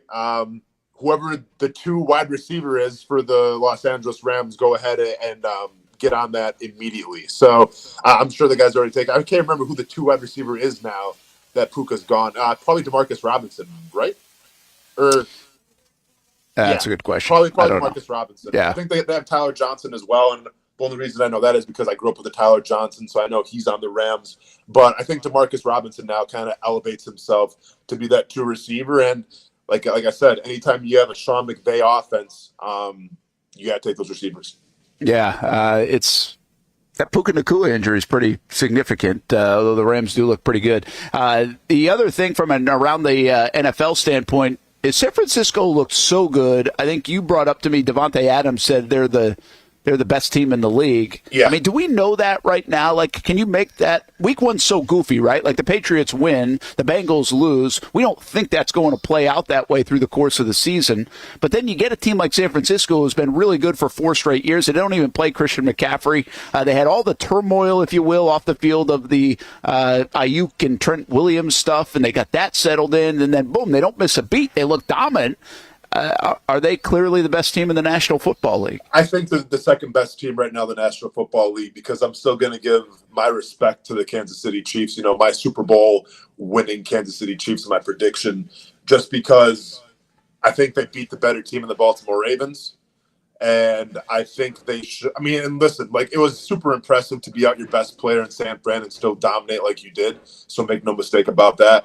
But I think now watching the Kansas City Chiefs of what they added, with Worthy and everything and their speed and Rashee Rice, if he can stay on the field, we'll see what happens with all the off the field stuff. what comes down the line. And you had a game where, arguably one of your best receivers in Travis Kelce was an afterthought, and you still look legit. So I'm giving it to the Kansas City Chiefs, Brent, until further notice, just because you have the best quarterback in the league, you have the best coach in the league, and now you've added even more weapons. All right, so I'm going to ask you this. The team that you're buying that lost in week 1 that you're like, don't worry about it, it's just 1 week, and that's the way it is.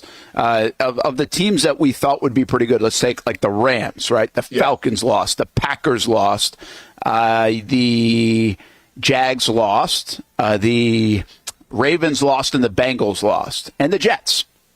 So, like, as I say all those names, I mean, that's a lot of good teams that I think are going to be good, or playoff contenders, or, heck, maybe even some Super Bowl contenders that lost. Who are you saying don't worry about it at all? Yeah, I mean, I think obviously the Ravens one is probably the obvious answer here, but also I think the Bengals as well. But it's funny, though, because I think the Bengals could actually be like the ultimate boomer bust pick here, because you get this sense with Jamar Chase and like how he's kind of handling the media and everything. Like, if this doesn't start to go to winning soon, Brent, like this team could combust, I feel like. Yeah, I don't know. That thing has been so quiet that I don't know the temperature of that one on how it's like resonating throughout the city and locker room. But like, Ayuk was so loud, and then the CeeDee Lamb one, you always in Dallas. Yeah. But I never really, the Jamar Chase one went so under the radar, it felt like, at least from the outside, for a couple weeks as it was going on. And then it kind of turned up a notch once those guys got done. So you might be right. I just don't know. I think the interesting place for a boom or bust is Atlanta. Very. First of all, I think you can question whether the whole Raheem Morris-led Atlanta Falcons, was that the right move? I'm surprised that Kirk couldn't get off to a faster start with that offense. And, I mean, even when he wasn't winning games in Washington and Minnesota, he always puts up numbers. So I feel like there's a little concern that they really didn't do much on the offensive side. Yeah, I mean, definitely have to hit the panic button a little bit. It's weird, though, because like every retired quarterback that I've listened to and every analyst says like Kirk Cousins is going to be fine. It was just a one-off. I expect big things from him the rest of the season, which, okay, I'll give you the benefit of the doubt. But, he's coming off a pretty serious injury. And we saw this with Aaron Rodgers as well. Like, I think anytime you have a big injury like that with the Achilles, it may take a little more time to come back. Yeah, and that's fair. I don't know, man. I just don't know. I don't have a great feeling. The other one is Tampa. Is like Mayfield now. I mean, he's just like legitimate. Count on him to be, I don't know about high powered, but I mean, 4 touchdown performance, almost 300 yards, and it's not the first time he's been like that. If you go back to the middle of last year, this offense has been playing at that kind of level. They're in a nice rhythm and a nice groove. Yeah, it's wild because, it's almost like this. It's almost like Groundhog's Day, it seems like, with the Tampa Bay Buccaneers, where you have Chris Godwin, you have Mike Evans, and you've had them, I feel like, now for the past 20 years, and they're still doing the damn thing, right? And, you saw Jameis have a lot of success there. Now, Jameis had a lot of interceptions there as well, but Jameis had a lot of success. Now you see Baker Mayfield have a lot of success. Tom Brady, obviously, had a lot of success as well. Yeah, it's an offense that's kind of tailor-made to have great quarterback play, and shout out to, because number one, like, great quarterback play, sure, but you still have to like show up and do your thing, and Baker Mayfield is doing that. So yeah, I mean, I'm not going to sleep on the Buccaneers. I think I might have had them going to the wild card or whatever, like I think I had them in the wild card, but yeah, they're an explosive offense, and when you have 2 bona fide wide receivers like you do, you can have that. Yeah, what's interesting to me about that situation is I'm not sure everybody was a big Todd Bowles fan. It looked like kind of just like a rebound thing after Arians, and now he's done it, and he's figuring it out. And this might be a great story with Todd Bowles, who's always been well-liked, but you wondered if he could do it to this degree. Looks like he's turned Tampa, man, pretty quickly, almost unsuspectedly, into a winner each week. Yeah, and it's just, I think it's the question now of like, how long can Godwin and Mike Evans sustain? Like when's the fall off going to happen? Because we see this wide receivers all the time, Brent. We see it with DeAndre Hopkins. Like, yeah, you're still a good receiver, but like, are you elite? Well, Mike Evans, man, that dude's still elite. He's still doing it. He's a sure ballot Hall of Famer. It's just I feel like sometimes he gets cast to the wayside because in terms of personality or ego, like you don't really see a lot from him. You don't see a lot of the crazy end zone dances. But like week in and week out, probably one of the most consistent guys that there is. Unless they're playing the Saints, then he just vanishes. All right, I'll give you another one as we kind of go rapid fire around the National Football League. Did you see the comments from Jay Gruden about Bryce Young? He's like, he's too small, his arm's not good enough, he shouldn't be a starting quarterback in the National Football League. Is that too loud, or you kind of agree? I mean, well, and I get, like, it's not just him. Right, like last year, he didn't really have a lot of great players around him. You get the sense this year that the goal was to give him more confidence, give him more playmaking ability, guys that can go out there and do their thing, and also an offensive line that's bolstered a little bit. And you saw more of the same week one against Bryce Young. So I think, like, in terms of pressure, Brent, we want to talk about Deshaun Watson, having the pressure. I don't think there's any more pressure on a quarterback in week two than there is Bryce Young. Because at some point, you got to see something from him. And you haven't really seen anything yet. Yeah, I hesitate. We've done this in Jacksonville many times, right, where you want to give him rope and you want to give him the benefit of the doubt. But we also see how it turns out when those things start that way. And I feel like this might be the quickest since, like, Josh Rosen that we've been able to be like, he ain't good. Yeah. He just isn't good. And what a colossal mistake given what else there is, because Anthony Richardson gives you some hope in Indianapolis, and then obviously C.J. Stroud is doing their thing and his thing, and that doesn't look like it's slowing down. I mean, I feel a bit for Bryce Young. It seems like a good dude that you'd like to root for, and, I mean, that could have just been the mistake of all mistakes. I mean, we might go back and look at that mistake, and it might be one of the all-timers for the Carolina Panthers that they dig out of for, like, I don't know, 5, 7, 10 years. Yeah. I mean, listen, and once again, it was just one game. It was a one-off, so let's go ahead and temper expectations till we see more from the Carolina Panthers here. But, like, I think they don't look like a team that's going to be competing for the AFC or the NFC South. So if that's the case, then I think you do roll Bryce Young if you can stay healthy the entire year and see what you get. But, yeah, you get the sense where, Brent, if something doesn't change soon, they're going to be the market again for another quarterbacks. So the chat just said, like, man, I wish Houston had taken Bryce Young. And I get the idea of that, right? Like if Carolina had picked Stroud if Carolina had picked Stroud, then I don't know if Houston would have taken Bryce Young. Who knows what they would have done. But I would also say this. I do think he has been set up to fail in Carolina. And when you're set up to fail, that doesn't necessarily mean you would have been bad in the other place. I've done this many times with other different quarterbacks especially. So, Austin, I think if he was in Houston, I'm not sure we'd be seeing this Bryce Young. I don't know if we wouldn't necessarily be seeing C.J. Stroud-esque, but I don't think we'd be seeing this kind of Bryce Young. I mean, yeah, Brent, I get what you're saying. Like, when you look at the weapons, Houston has a lot more. But keep in mind, like, nobody really thought about Nico Collins. Nobody really thought about Tank Dell or Noah Brown until C.J. Stroud. Like, I feel like C.J. Stroud elevated those guys, right? And now you have Stephon Diggs, 2 touchdowns, week one, and I'm sure he's happy. You're not going to see a lot of sideline tirades anytime soon. But you just get and once again, like, I don't like giving the Texans all these props because, I feel like they've been kind of the toast of the division since I played. But you have to give your props to C.J. Stroud for elevating these guys. I'm not sure if Bryce Young would have been capable of doing that. It could have been just kind of more run-of-the-mill. But that's to say, too, where if C.J. Stroud goes to Carolina, what does it look like? I mean, sometimes it's the luck of the draw. Sometimes it's just luck of finding the coach that you can identify with, or the team that you can identify with, and it works out. But I'm not going to sit here and say C.J. Stroud hasn't elevated the Texans, because he definitely has. Yeah. Here's the thing about all that.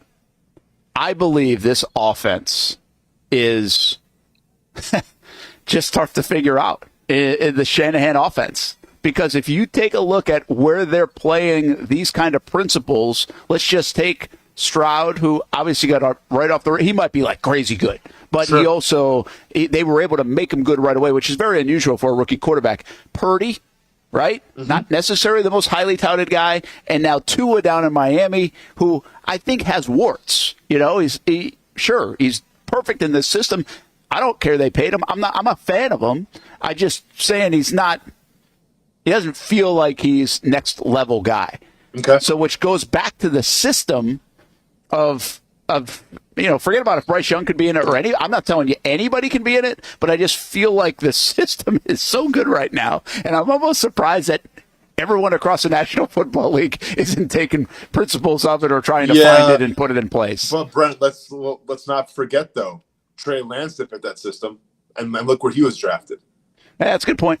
That's a good point. And once again, I said, well, it's funny in retrospect now, because I remember when we did the old show, because I obviously have a lot of sources at North Dakota State University, and they're all saying, like, if you thought Carson Wentz was good, wait till you see Trey Lance. And it's like, well, I thought Carson Wentz was good for a while, and then, what happened to him, and, Trey Lance kind of fizzled out a little bit too, and we'll see if we can get another opportunity. But I understand what you're saying, that, I think it is definitely a system, a quarterback system friendly,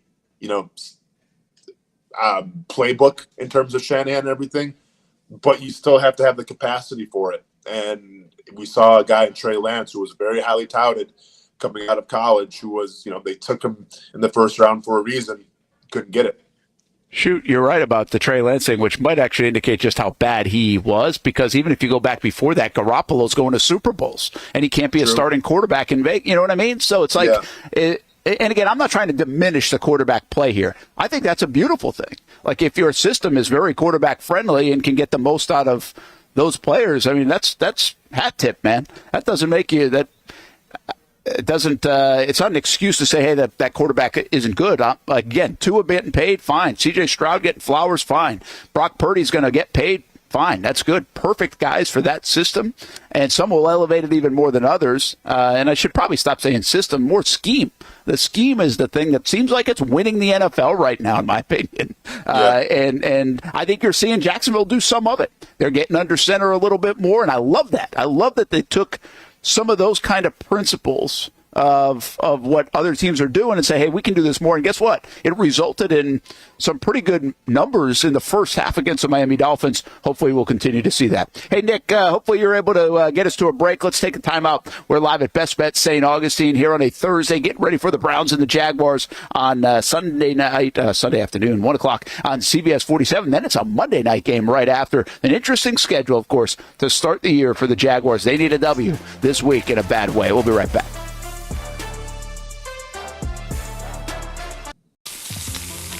In Northeast Florida, we love hanging out on the back patio, maybe grilling out lunch or dinner with the family, enjoying the good weather, or maybe enjoying the big game on the TV.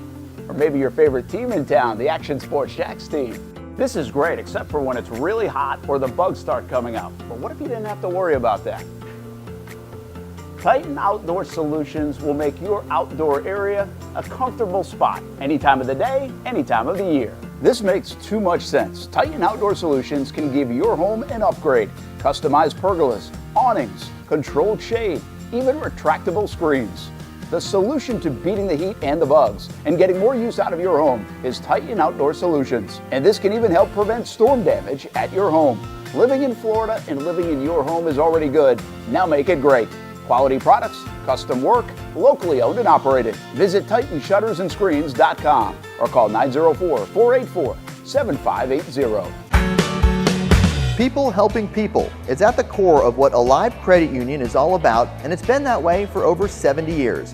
From 1954 to 2024, the mission remains to inspire financial wellness and give you a financially fit lifestyle. Alive Credit Union and its employees are committed to not only serving their valued members, but also our community here in Northeast Florida. That commitment includes a partnership with the Action Sports Jacks 24/7 team as the presenting sponsor of all Armada men's and women's broadcasts this summer. Action Sports Jacks and Alive Credit Union, a partnership that just makes sense when it comes to covering Northeast Florida. Alive Credit Union's commitment to our community also involves serving the financial needs of our first responders through the recent merger partnership with City and Police Federal Credit Union. Join the community and become a member of Alive Credit Union today. Find out the many ways you can be inspired in financial wellness at alivecu.coop. I've been telling you about CGC Water Treatment and Plumbing for a long time now. Their drinking water systems remove up to 99% of contaminants. We've had a Connecticut water softener and drinking water system in our home for more than 7 years. You can see the difference whether you're washing clothes, the dishes, or what I like to do most, fill this up for some coffee every morning, and mostly all day. Remember, if you're not filtering your water, you are the filter. Don't be the filter. Right now, you can save $1,000 or more when you bundle the Connecticut Premier Softener with a Connecticut K5 drinking water system.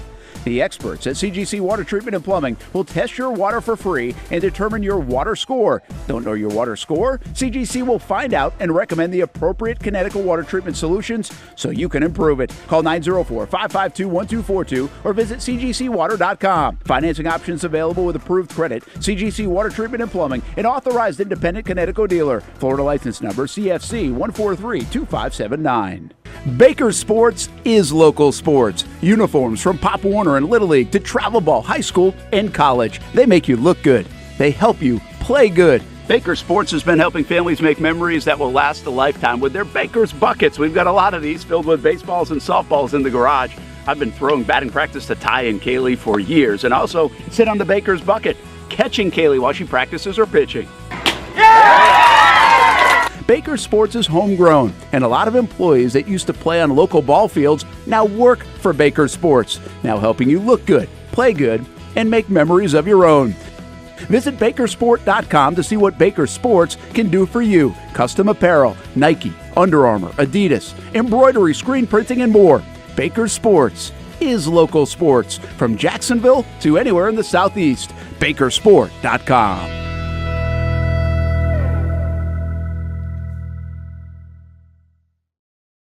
Everyone loves a good game night. Here you don't have to be the host. You don't have to clean up. They bring the food and drinks to you, and you can watch whatever you want on the big screens. It's more than a card room. It's a night full of fun with friends.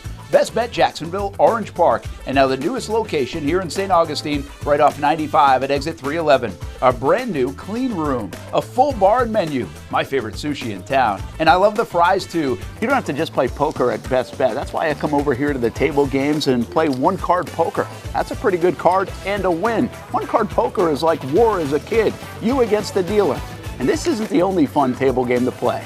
A friendly staff, a lot of fun. It's a good night out at BestBet Jacksonville, Orange Park, and the newest location in St. Augustine. You can be a serious player or a novice. It doesn't matter. If winning equals fun, you're a winner every time at BestBet. I'll save you a seat, and I'll see you down here at BestBet St. Augustine. Welcome back to the Brent and Austin Show, streaming on the Action Sports Jax 24/7 network. Hey, welcome back. There's a look at Trevor Bank. That's the big story. They're testing the scoreboards out. What the one nice thing that the field's in pretty good condition is they don't have a tarp on. So, and I think we've seen that in the past. As I say that out loud, I'm like, okay, have I seen that at other stadiums and not Jacksonville? But I feel like there's a tarp that can go on there. And I feel like I've seen that before. And that's not the case. So I would say that's a good sign that they feel like the playing conditions are going to be just fine on Sunday and can handle a little bit more of the wet weather that we've had. Brent Martineau here at BestBet St. Augustine and Austin Lane out there in Las Vegas. We get the Austin Lane in person today from the Vegas Strip. Oh, now we've lost Austin's microphone. That's happened a couple of times yesterday, too, so I don't know what happened. I don't know if you hit the mute button maybe accidentally, Austin. We'll see if that's the case, but we'll figure it out. Figuring a lot of stuff out as we're on the road in a couple of different spots, which overall it's been fine. But I got a couple of things I want to tell you about anyway, so how about here at BestBet? There's a lot going on the weekends now when you're watching your college football and your NFL. Food and beverage specials all the games on the big screens. I mean, I'm looking at all the big screen TVs. There's plenty of play. This is a cool part about BestBet St. Augustine specifically and the BestBet locations, but this is the newest location off exit 311. The spot that I'm on is a little raised area where you can eat and watch games and obviously just kind of socialize. There's the Aces Bar right behind me that you can probably see in the distance. And then there's obviously the gaming tables and the poker room. It's a big place, but there's almost like different sections and things to do. So you could definitely order some food and drink, watch the games on Saturdays and Sundays. And on top of that, there's some fun stuff like $100 giveaways and $300 giveaways for touchdowns and big moments during the weekend games. So, my email now just went out on top of that, so let me get you some of the specifics. And game day lucky seats, Monday, Thursday, and Sunday, so that includes tonight. Give away $100 every time a touchdown is scored, $300 anytime the Jags score a touchdown on Sunday. Monday Night Football, 6 wings and draft beer for $10 during the game. Beer buckets, 5 for $15. Pretty darn good. So Monday, Thursday, Sundays, great place to be during this NFL season. And late night hours open until 4 o'clock in the morning. Food and beverage serves until 2 a.m. if you're looking for something late to do. And upcoming next weekend, we'll be back here at Best Bet. And Ladies International Poker Series Florida Championship comes up next Friday, Saturday, and Sunday. And then a little bit later on in October, World Poker Tour is back in Jacksonville with $1.5 million in guarantees. So a lot of fun stuff happening. One of the reasons we come down, always fun to be here at Best Bet St. Augustine and the different Best Bet locations. All right, I think we have Austin Lane back. Am I here? You guys hear me? Yeah, you're good. Okay, cool. Right on. You're that's good. I mean, they're just trying to throw me for loops left and right here. Listen, we just gave Steve Sesnick CD Lamb type of money since he was gone, and the thing just went to hell. So he's back now. So we better be seeing a top-notch performance and some fantasy wide receiver 1 numbers coming from Steve Sesnick. Yeah, we were trying to play. There's just some things we can't figure out, right? When we're in these 3, we tried it before with Nick Morrow. We just tried it again with Jason Fitz. You're in Vegas. I'm here. And like all our testing says this should work.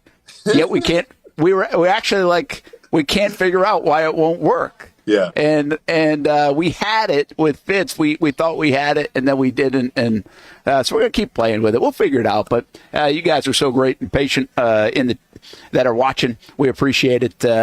But we can't stretch the limits of this thing until we test it out. So we do a little bit of that. And then as I'm giving everybody the specials on Best Bet, for all of a sudden my email just went like dark.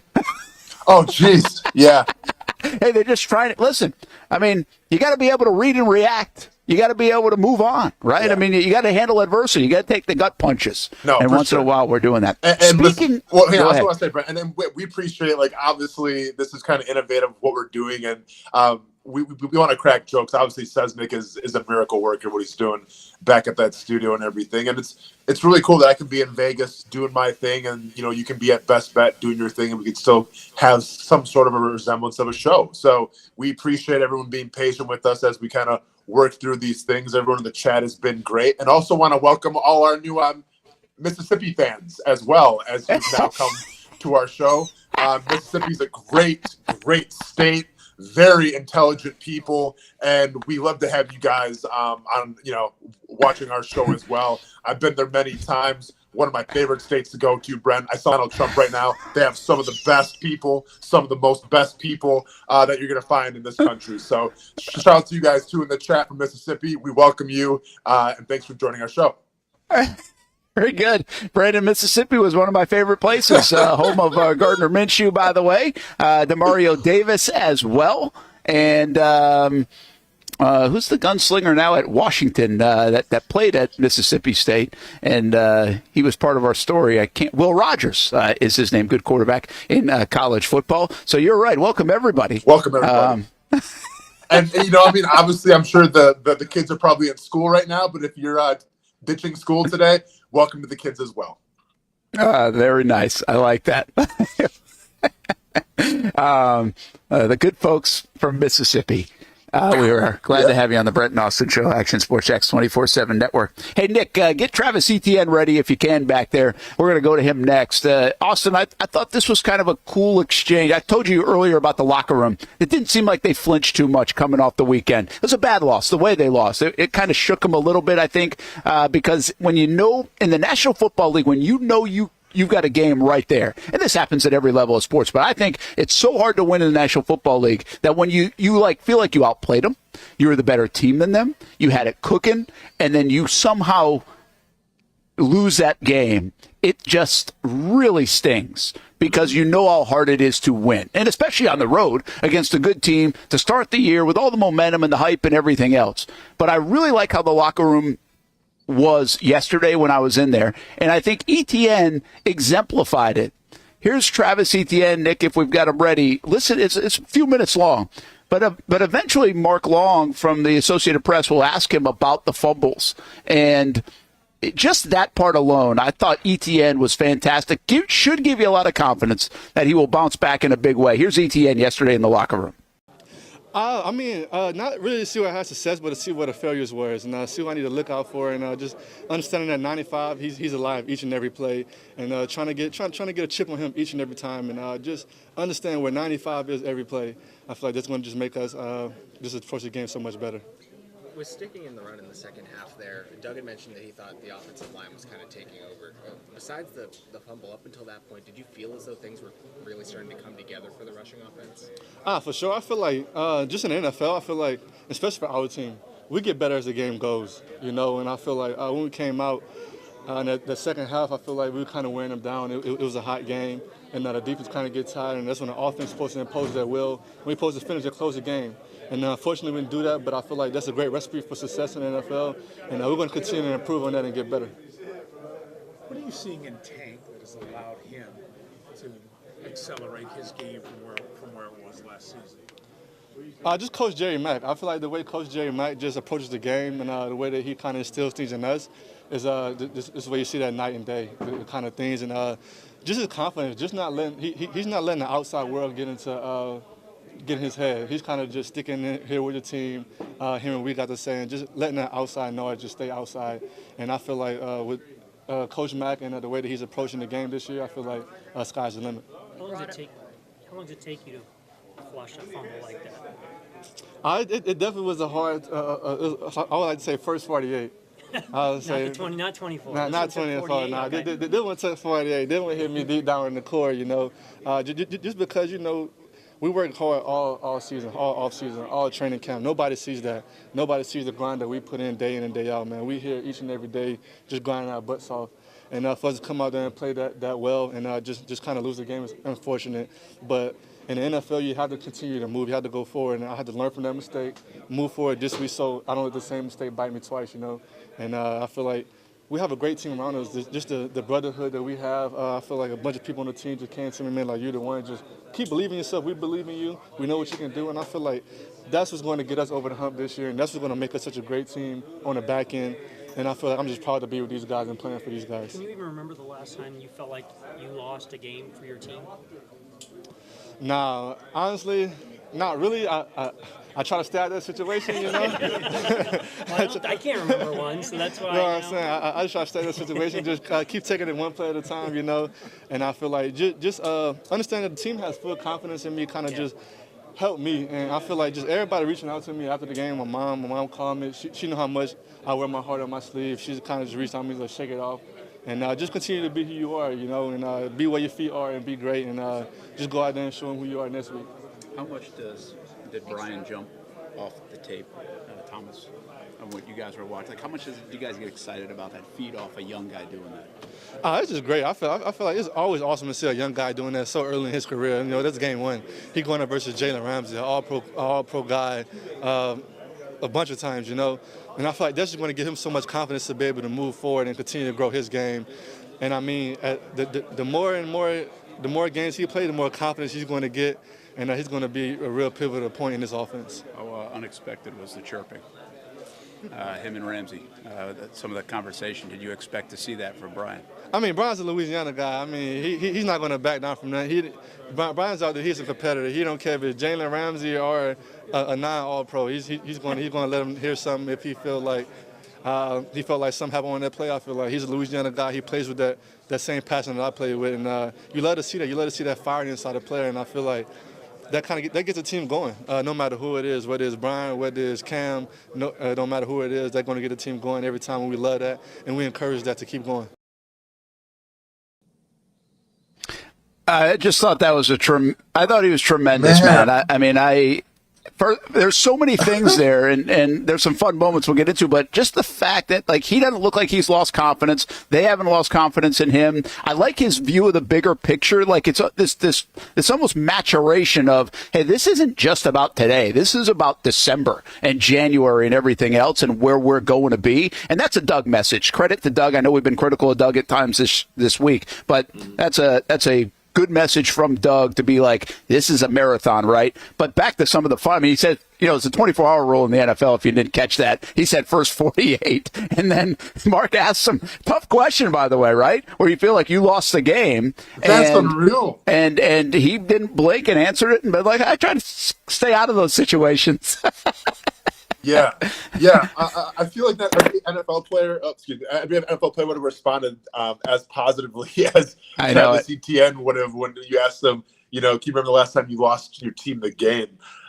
Listen, I mean, a few things from this, Brent. Like, number one, I'm going to show my son this video if he, fails a math test or something. Be like, dude, if Travis Etienne can go out there and lose a game and he can come back a couple days later and have that kind of bubbly personality, like, you can suck it up and dominate the next math test. Like, that was great, and that's what you have to be in the NFL, right? You have to have a short-term memory, play the next play and everything. Yeah, it is going to linger a little bit, the first 48 as Travis Etienne referenced and everything. But, yeah, I thought he handled himself professionally, especially with some questions that may have been a little aggressive. But but he did a great job. And then also, I'm thinking of, what does Jamal Agnew think about watching that interview? Because that dude was in the same boat, and I feel like he wasn't treated the whole vibe was different. Now, that was a playoff game, obviously, too, so that the stakes were a little higher there. But I was really surprised with just how upbeat Travis Etienne is. But good on him. I think that's how you have to be, especially after the first week of the NFL. Yeah, I think I don't know if Mark's. It ended up being a very good question from Mark. It's a gutsy question kind of ask, and Mark asks a lot of good questions. He's not usually afraid to that stuff. But in reality, he wasn't wrong, right? I mean, most of Jacksonville feels like that play changed the game. And I think Etienne knows it, and everybody does. So we talked about this a little bit Monday, Tuesday, Austin, where it's like, if you have a quarterback, right, and he throws an interception late in the game, you put it on the quarterback. Sure. Well, it's not often that a game gets put on the running back. Like you mentioned Jamal. Okay, Jamal had some tough fumbles, but there were a myriad of plays in those games, and it wasn't like everything changed from that point after the fumble. You take the fumble in Kansas City, well, they were still down in that game. It just felt like they were building momentum in the playoffs coming back. Like he had lost the fumble, I think, against Kansas City again. Well, the Jags had 7 plays in the end zone that if they had, caught one of them, they might have won the football game at home last year. This was different. I mean, the game changed in about 4 minutes of real time. Forget about on the clock. It was more like 20 seconds on the clock. So it is what it is. And listen, I'm the great defender of Etienne. I love him. I think he's underrated. I think slow the whole Tank Bigsby thing down. It's great that he's played well, but this is Etienne's backfield right now, and that should not change. I just tweeted this out. I looked it up. 630 days since he last lost a fumble. Wow. Let's not make this a thing.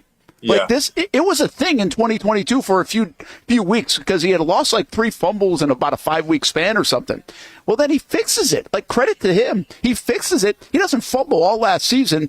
And he has, again, you have to note this was a very good football play by the other guy playing the game too. Mm-hmm. And I'm just not going to stick this label on him all of a sudden and say, okay, he's done. No, they need him. They need Etienne. They need Christian Kirk, who dropped a couple passes. They need Ingram, who just caught 1 ball.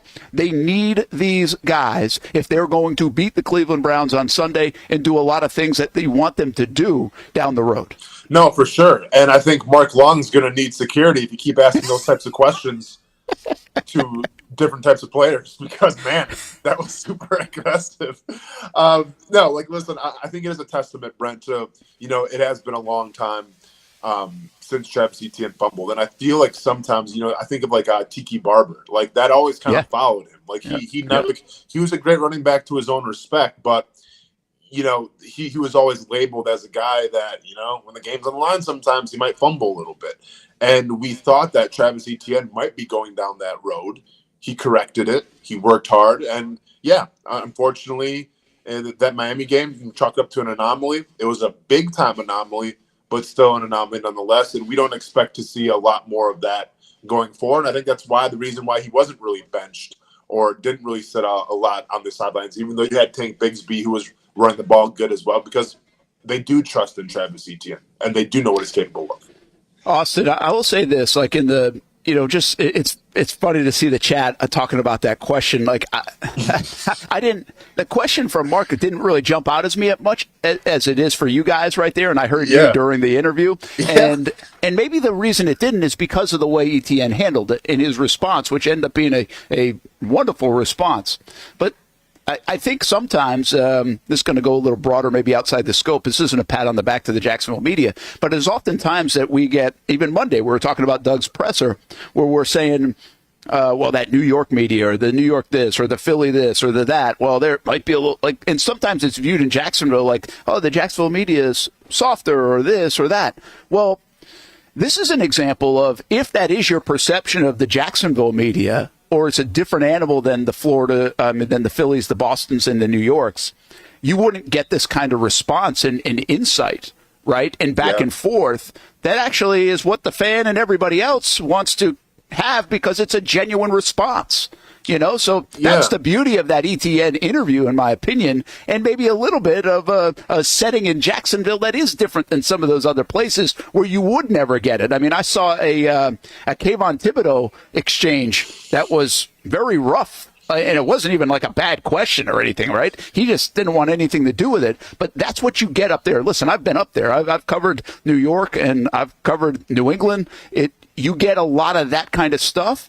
Where down here, you get an Etienne exchange like that, which actually gives you a lot of insight, humanizes him very much, and also shows you like who he is and where he's going as a football player in the National Football League. So that's why I enjoyed that so much, I think, in the big picture. Yeah, I mean, once again, I think if you ask that type of question to a guy that fumbled in New York or a bigger market, you might get, it could be a scrap. So I think it's a great point, Brent. You have a small market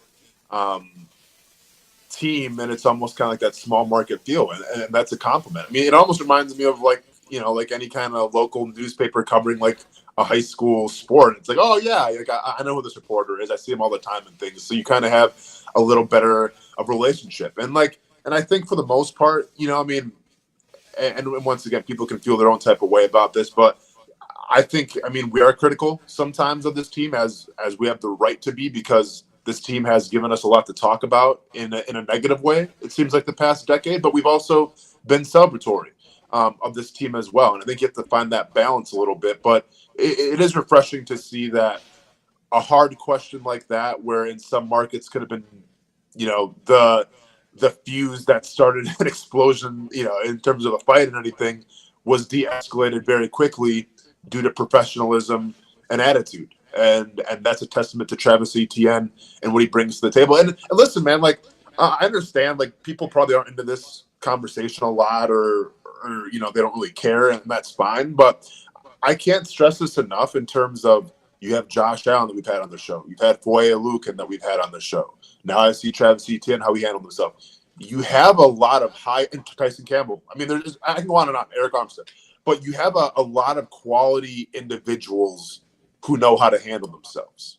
And I think that's a testament to Shad Khan, maybe getting a certain type of guy, maybe Trent Baalke, going after a certain type of guy. But you see all these interviews and everything, Brent, these guys know how to be professionals.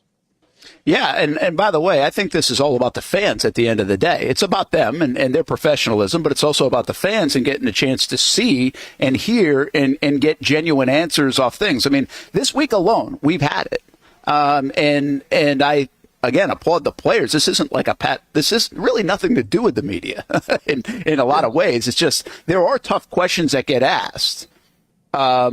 Not every tough question is answered with a fight from a player and a reporter, and I think the fans are really fortunate around here from the player standpoint of this locker room that you get pretty well thought out answers. And I've been saying this the last couple of weeks about Trevor. When he joined me on the sideline in Atlanta, I came out of thinking that I was like, man, even in that setting, he is so good that he listens to the question and answers your question so well. Like he really. He articulates an answer out of what you asked. Like, not everybody does. That's a harder thing to do than you think. Like, you know this, Austin. You get those lights on you, and you get the mic on, all these mics. You don't always, like, listen to the whole question. You're kind of, like, formatting your thought already, and it doesn't always answer the question. But, like, Trevor, I think, does a phenomenal job of that. And it gives you probably more insight than if you go around the National Football League and if you get the Bradys and others of the world or I don't know if they always do that. Rodgers probably does, actually. Actually, I think Patrick Mahomes does a good job of this as well. But Trevor really gives you insight and answers your questions. I think that's great for the fans. And then I think we have two instances of it this week. Travis Etienne. And then when I asked Kirk right after the game, I mean, he owned it, man. Like, he didn't be like, screw you for asking the question. He owned it and answered the question, So I think you appreciate that. I appreciate that in the media, but I really think it's not like making our job easy or anything like that. It's that I think it's great for the fans and really good for us who do a show each day to be able to kind of know what these guys are thinking, where they're coming from, and give us a temperature and a gauge. And my learning experience off ETN was he's in a good place. Like, yeah, it sucked. Like, he admitted it sucked. He didn't deny that it sucked. And then he's like, but it's okay. I'm going to be fine. I haven't fumbled in 630 days. I still got a bunch of confidence. Give me the rock 20 times on Sunday against the Browns, and we're going to go win a football game. That should make you feel better as a fan, and probably the Jags organization feel better about who they've got. No, without a doubt. And once again, I think like a locker room is such a patchwork, Brent, of different personalities and different styles and everything. And I think you need a little bit of like the rough around the edges guys, the brash guys. You need the yes sir type of guys. Like, you need everything in a locker room. But I think when you talk about your foundational players, the guys that have helped usher you now with being a pillar and everything, I think they all have something in common, and they're all great professionals. And I'm talking about, obviously Travis, talking about Trevor, talking about Josh, talking about Tyson. It's crazy how we're kind of on a first-name basis now, but that's just how I feel. But I'm sure Cam really would have something to say about that. But no, I think it says a lot, though, when you're great players that you're going to rely on to help win you games, they all kind of act a certain way. Now, yeah, you still need some of those dogs. You need some of those rough around the edges players, and that's fine because that's all part of the locker room as well. But I do like the fact, and I take solace in the fact that predominantly all your great players that are going to help you win games you have to rely on are all kind of cut from the same cloth, if you will. Yeah, they built a good locker room overall. And will they be able to not blink? How resilient will they be? They've been over the last couple of years resilient at times. They weren't at the end of last year, even though they were at the end of 2022. Can this team bounce right back and put you on the path of where everybody wants to be? We'll find out Sunday against the Browns at 1 o'clock. All right, we're going to take a timeout, come back. We have 10 more minutes with Austin before he's got to go run to a workout out there in Las Vegas, and we'll have more to come. Speaking of our smaller town and still get to know these guys, well, you can come out tonight to String Sports Brewery in Springfield. Christian Kirk and Brian Thomas Jr. on Jaguars All Access tonight, 7 o'clock on Fox 30, and hope to see you out there on this Thursday evening in Jacksonville. Just one of the many shows you'll see with CBS 47, Fox 30, and of course right here on the Action Sports Jacks 24/7 network. Nobody but Nimnicht. Our family has purchased 6 vehicles from Nimnicht Buick GMC. The #1 Buick GMC dealer in Jacksonville has lots of inventory to choose from with their best price guarantee. Who gives you top dollar for your trade? Nobody but Nimnicht. Save up to $10,000 off select new GMC Sierras or get rates as low as 1.9%. You know, I'm a truck guy. GMC Sierra, my trim level is an SLT. This one's an Elevation. Pretty good looking color as well. So here at Nimnicht Buick GMC, you have a lot to pick from. My father-in-law, he drives this, an Enclave, so I feel like that GMC in the family. 2025 is coming around the corner, which means it's almost time to close out those 2024s this summer. You can schedule a test drive at NimnichtBuickGMC.com. And while you're there, check your trade value and customize your payment options. Nimnicht is there for you, even on Sundays. So, who has put in the most years and stands behind a better experience? The answer's simple. Nobody but Nimnicht. Your friends in the car business since 1941. GMC. We are professional grade. It's hard to put a price on comfort, especially when you use that comfort on a daily basis. But if we're going to put a price on it, how does the lowest price guaranteed sound? Furniture Source is going to have the biggest brands, whether it's Ashley, Casper, or Tempur-Pedic, and once again, it's going to be the guaranteed lowest price in Jacksonville. Right now, my friends at Furniture Source are going to give you the ultimate hookup because all month long, they're making their inventory wholesale price. Check out their markdowns up to 50% off. And remember, since it's Furniture Source, you're getting the guaranteed lowest prices in Florida or your money back. Don't have the cash on you right now? It's no worry. Shop endless options to suit your style and budget and enjoy 36 months off with no interest financing. Why use your money when you can use theirs? Whether it's beds, couches, tables, or chairs, Furniture Source is going to have exactly what you're looking for. Shop the lowest prices in Jacksonville guaranteed. Find the location nearest you at FurnitureSourceJacks.com. I've been telling you about CGC Water Treatment and Plumbing for a long time now. Their drinking water systems remove up to 99% of contaminants. We've had a Connecticut water softener and drinking water system in our home for more than 7 years. You can see the difference whether you're washing clothes, the dishes, or what I like to do most, fill this up for some coffee every morning, and mostly all day. Remember, if you're not filtering your water, you are the filter. Don't be the filter. Right now, save $1,000 or more when you bundle a Connecticut Premier Softener with a Connecticut K5 drinking water system. The experts at CGC Water Treatment and Plumbing will test your water for free and determine your water score. Don't know your water score? CGC will find out and recommend the appropriate Connecticut water treatment solutions so you can improve it. Call 904-552-1242 or visit cgcwater.com. Financing options available with approved credit. CGC Water Treatment and Plumbing, an authorized independent Connecticut dealer. Florida license number CFC 1432579. The friendliest golf course in town, the Golf Club at Southampton. Local golfers have no shortage of options when it comes to picking a course to play here in Northeast Florida year-round. Yet time and time again, I find myself here at the Golf Club at Southampton.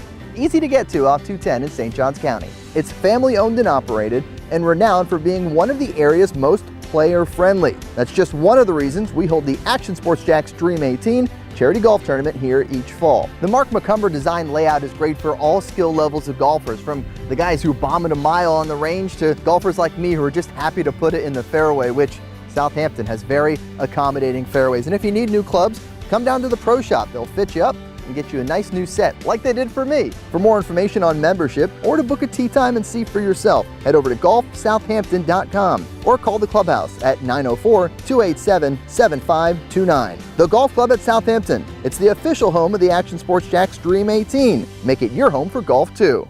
New to town or always been in town, everyone is always looking for a good pizza place. Our place is Donato's Pizza. We love it and still do love it. When I tell my family I'm coming to Donato's, they say, wait a minute, you got to order some for us. So this is not all for me. Let me tell you what the Martinos get when we put an order in. Well, pepperoni pizza, we usually get more than one of these. And then there's the works, a little bit of everything.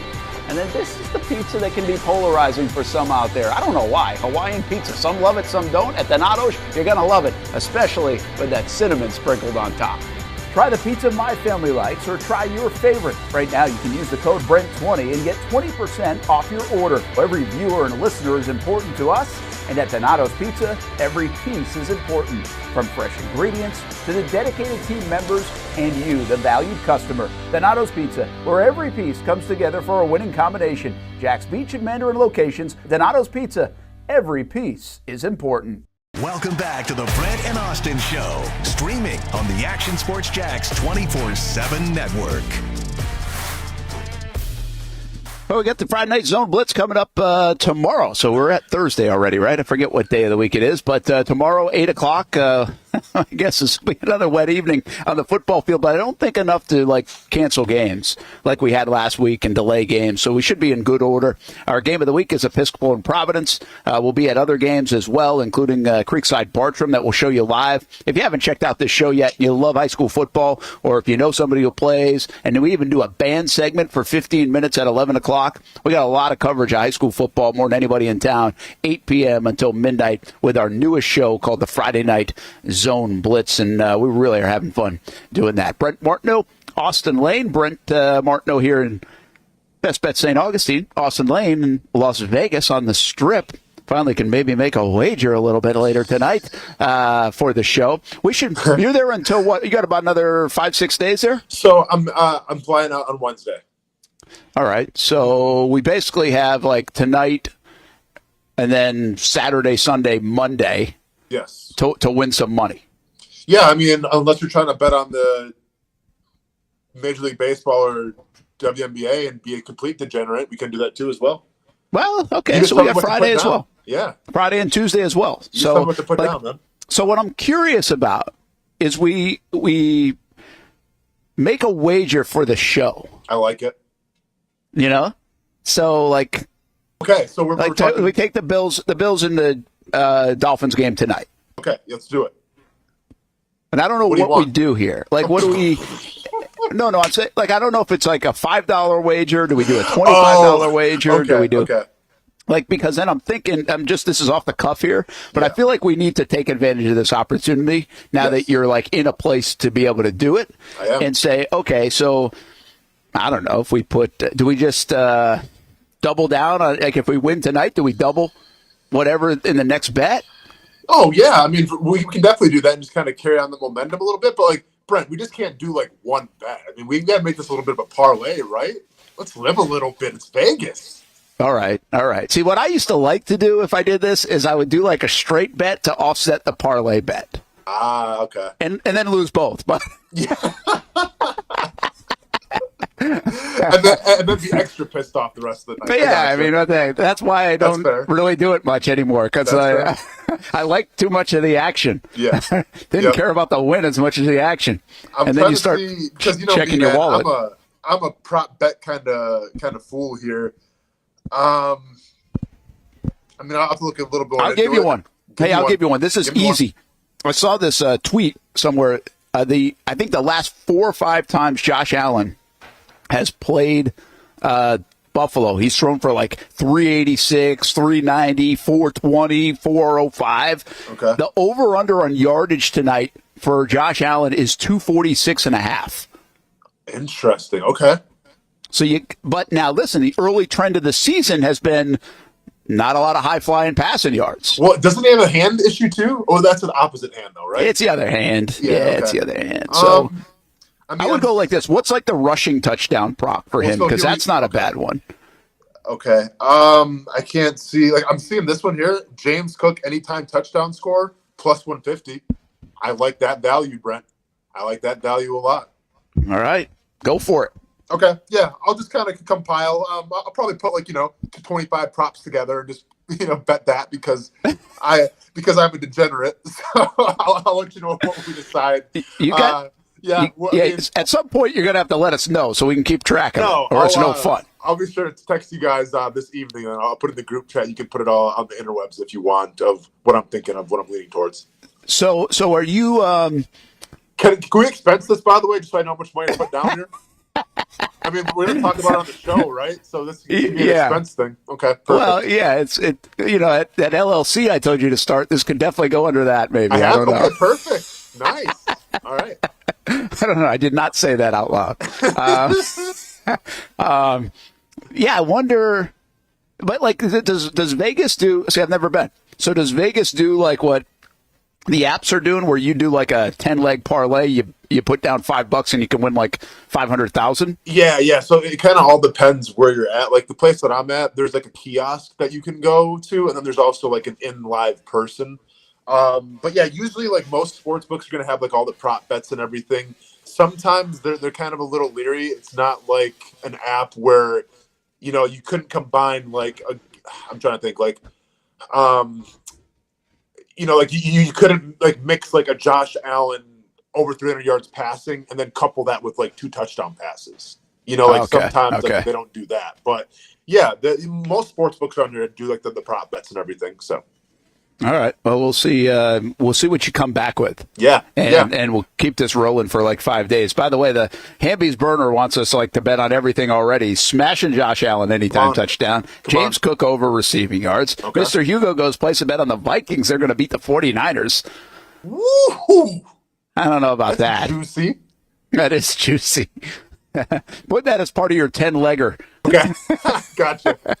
I'm still probably be asking you like escorted out of there just due to like, sir, you sure you want to do that? Absolutely. I was told they're gonna beat them. Yeah. Are you sure they want to do that? Yeah. No, hey, but I guarantee no one in the history of anybody working at a sports book or at a poker table or a blackjack table has ever said, "Are you sure you want to do that?" Yeah, I don't think that's part of the lingo they use. Nah, not at all.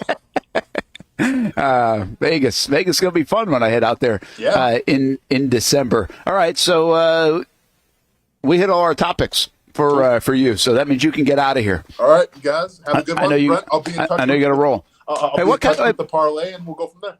Real quick, are you punching people in the face today, or are you getting punched in the face today? No. What's the extent of today's workout? It's a very hard sparring day, and there's going to be a lot of heavyweights there. So we're going to be doing a lot of face punching today for about an hour and a half.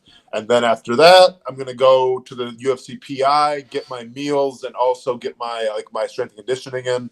So it's going to be a chock-full day full of violence, full of weightlifting, and full of degenerate gambling by yours truly. So really going to check out all the boxes today, Brent. I'll keep sipping on my coffee while you do that. No, for sure. And you know what the beauty of it is the fact that when I lay this parlay tonight, if I don't win, hey, I was getting punched in the face. I wasn't all there. On to the next one. Well, hey, one last thing. Why don't I ever – you do the sparring stuff all the time, but knock on wood, you never really see it in your face. Oh, hang on. Yeah, I had a black eye a couple days ago, but thankfully I wasn't on the video. It's gone away now, but my eye was a little jacked up for a while. Oh, okay. So you do get pretty jacked up in the sparring ones sometimes. Oh, yeah, for sure. Yeah, you should see, like, honestly, the worst part about, like, my my body right now, like my injuries, are my toes. Because, like, when I throw a kick sometimes, you throw a kick and you land with your foot, even though you're not supposed to. It's supposed to be with your shin. And sometimes, like, you can, like, cut your toes open and stuff. And I have 2 giant cuts on my feet right now, so I had to tape those bad boys up. I don't think there's anybody in the country that spends 3 hours together that could be more different than you, me, and Nick. Yeah, man, but that's the beauty of the show. That's why it works. You know what I'm saying? Yeah, all right. Go kick some butt. All right, have a good day. Good. Yep, you guys have a great day, and go Mississippi. Go Mississippi. All right. That couple minutes was my favorite part of the show today, Nick. So we are behind on break, so I'm going to get to one here in a couple minutes. And then we also have Kevin Sullivan joining us, talk a little high school ball and some other things to get to. The show's not over. Austin, because of where he's at he's been leaving on Tuesdays, Thursdays a little bit early. And because now where his spot is, he's got to go a little bit earlier at about 12:15 on these days. And he'll be back in town next week. And then October 19th, he's got the fight coming up. So that's right around the corner, actually, a little bit about more than a month away. Think about that. When Austin fights October 19th, the Jags will then have been some 6 games into the season, getting ready to play the New England Patriots at Wembley Stadium for the second game in London. That's how quick the season kind of goes. You can already kind of see that spot. And there'll be 7 games. What's the Jags' record going to be at that point after the New England Patriots game? And I think to feel good about them, especially with a week 1 loss, I would think 4-3 after 7 games is where you want them. Like, that's kind of the worst case. 3-4 wouldn't feel good because right after that's a tough stretch. So I think 4-3 would be kind of like the worst case scenario that you'd want. Because if they go 2-2 over this stretch, they got to get a win Sunday. They got to beat Buffalo or Houston. And I actually kind of feel like Houston's the game that they can win, and obviously the more important game. Monday night I don't like in Buffalo with the rest that they have, if I was projecting this thing. And then they come back for the Indy game. They got to take care of business there. And then can you beat Chicago and New England and London, two teams that really are the softer part of your schedule? And I know people think Chicago's good. They didn't look great the other day despite the win. Those are games that you got to get. I mean, so you could see a scenario where they go on a little bit of a heater after starting 1-2, much like they did last year. Remember when they won 5 games in October? And could they end up at like 5-2? That would be ideal over the first 7 games. 4-3. Like, I don't really think there's a lot of margin for error there. I don't think they're going to be 6-1. I think they could get to 5-2. I think 4-3 is probably more realistic based on how the NFL works. And I don't want to see the flip side. 3-4, 2-5. Don't even mention the other ones. That can't be. So 3-4 is, I guess, okay if you go steal wins somewhere else. Like, I think you could come back from it. 2-5, you're done. Like, you do not want to be 2-5 after 7 games. So let's not get way ahead. In fact, I appreciated Evan Ingram yesterday. He knew the nature of the question. And the question by someone in the locker room was, hey, how big is this game because of what's down the road in these next couple weeks on the road? And he wouldn't go there. And I know players don't like to do that anyway, but the way he phrased it, I thought was pretty good. He understood the nature of the question, but he was like, well, we're not worrying about how this game factors into the whole scope of the season and scope of the first month and everything else. Like, it was almost like, yeah, I get it, but we don't worry about it. We're just going to win a football game on Sunday.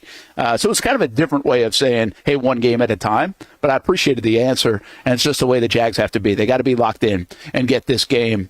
And I think there's a lot of folks in Jacksonville just assuming they're going to go to 1-1. As I cautioned already in this show and sometimes this week, don't do that. Don't do that. It's going to be harder than people think to win this football game on Sunday. Jags just better win it. They better win it. Take a timeout. We're at BestBet St. Augustine. Come back. Got a lot more NFL to get to, including tonight's game, Buffalo Bills and the Miami Dolphins, plus a little high school ball as well. And what else is happening around the Jacksonville Jaguars? Still to come from BestBet St. Augustine here on a Thursday. Brent Martineau and now Nick, along with Austin for, well, most of the show, but not any more of the show. It's on the Action Sports Jacks 24/7 network each and every day, 10 a.m. until 1 p.m. And, oh, yeah, after the game tomorrow, new Sean McIntyre from Creekside episode is out. You can actually check it out right now on YouTube on our Action Sports Jacks playlist, and all the episodes of After the Game presented by Baker Sports. But it'll also run on the Action Sports Jacks 24/7 network tomorrow at 2 o'clock and again at 6 o'clock on the network on ActionNewsJacks.com and the Action News Jacks app. It's a new logo, new branding. With Bold City Heating and Air, it's an old school approach. One of the few locally owned and operated air conditioning businesses left in Jacksonville. It's hot, Florida in the summer. You can't do much to avoid it, but you can keep cool with Bold City Heating and Air. It's every customer counts kind of service, from when these trucks have pulled up to my home over the last couple of years and when they pull into your driveway as well. From communication to pricing to the actual service, everyone at Bold City Heating and Air cares about you. You know who is coming to your house. You know they will be well trained, and they will respect your home. Air conditioning convenience at BoldCityAC.com. Stay cool while it gets hot. Bold City Heating and Air can help. Don't get caught sweating all summer. BoldCityAC.com, and they have financing to help. New systems starting at $110 a month and $50 off any repairs. Stay safe, stay comfortable with Bold City Heating and Air at BoldCityAC.com. Homegrown in your hometown. Building off a summer of terrific action at Southern Oaks Stadium, the Jacksonville Armada are looking forward to the future and the return of pro soccer in Northeast Florida. Season ticket reservations for MLS Next Pro are underway, and for just $100, you can lock in some great benefits when it comes to supporting the boys in blue. Those who make a reservation will have first selection options in the new Armada Stadium out east, near Jacksonville's downtown sporting complex, as well as access to supporter VIP events like stadium tours, open training sessions, and future meet and greets with players and coaches. You can make your season ticket reservations at jacksonvillearmada.com/ticket. And while you're there, read the very latest on the Armada men's and women's teams in action this summer. Show your commitment to the fleet with an MLS Next Pro season ticket reservation at jacksonvillearmada.com/ticket. In Northeast Florida, we love hanging out on the back patio, maybe grilling out lunch or dinner with the family, enjoying the good weather, or maybe enjoying the big game on the TV. Or maybe your favorite team in town, the Action Sports Jacks team. This is great, except for when it's really hot or the bugs start coming out. But what if you didn't have to worry about that? Titan Outdoor Solutions will make your outdoor area a comfortable spot any time of the day, any time of the year. This makes too much sense. Titan Outdoor Solutions can give your home an upgrade. Customized pergolas, awnings, controlled shade, even retractable screens. The solution to beating the heat and the bugs and getting more use out of your home is Titan Outdoor Solutions. And this can even help prevent storm damage at your home. Living in Florida and living in your home is already good. Now make it great.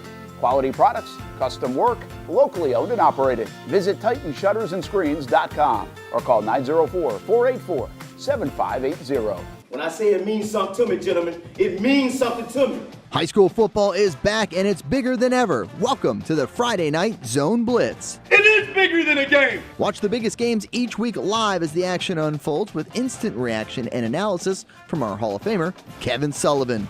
It starts with live look-ins at the top matchups, including our Jaguars Prep Whataburger Game of the Week, and that is just the beginning of 4 straight hours of coverage. From 8 to 10:30, the Friday Night Zone Blitz is streaming on our Action News Jax app and online.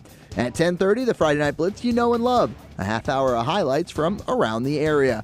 11 o'clock, we shine the spotlight on the bands that pump up the crowd. 11:15, it's time to blitz through the highlights online and on air. Then 11:35, back to the stream to break down the night's results with a reaction from local coaches. 4 straight hours of high school football on the Friday Night Zone Blitz. Only on Action Sports Jacks 24/7. It's the place we party in football season with Jaguars All Access. Welcome to String Sports Brewery, everybody. Say hello to our guest tonight. That is Trevor Lawrence. You can bring your party or event to String Sports Brewery in Springfield any day and any time. Rehearsal dinners, corporate events, birthdays. Here at Strings, you can enjoy the inside area and the outside area. Good for any weather, good for any occasion. Watch the games, play the games, shoot some hoops. Beer? Yeah, they have that. Plenty of choices. And sure, this is a brewery, but Strings is also a restaurant, and the food is fantastic. A full menu made from scratch meals. And if you need String Sports Brewery to help with a party at your place, they cater too.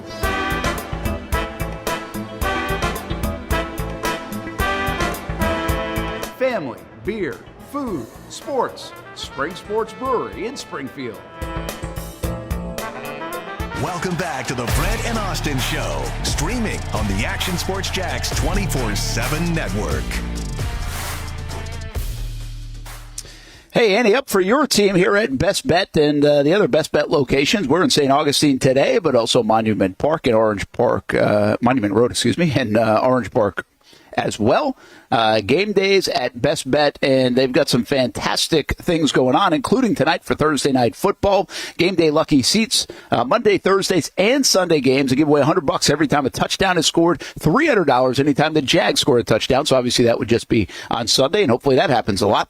Monday Night Football, 6 wings and draft beer for $10 during the game. Beer buckets, $5 for $5 beers for $15, and late night hours as well, open until 4 o'clock, and they'll serve food and beverage until 2 a.m. So that's pretty unique. Come on down to Best Bet St. Augustine. This is where we hang out quite a bit, and love to be here in a great spot with all the TVs to be able to watch the games. By the way, Best Bet, be a part of our Action Sports Shack Stream 18 golf tournament coming up on Monday as well. They've won the tournament in the past. They've got some good golfers they usually send our way. They'll be out on our 15th hole at Southampton on Monday. So make sure you say hello to them if you're playing in the event. And that is happening on the 16th.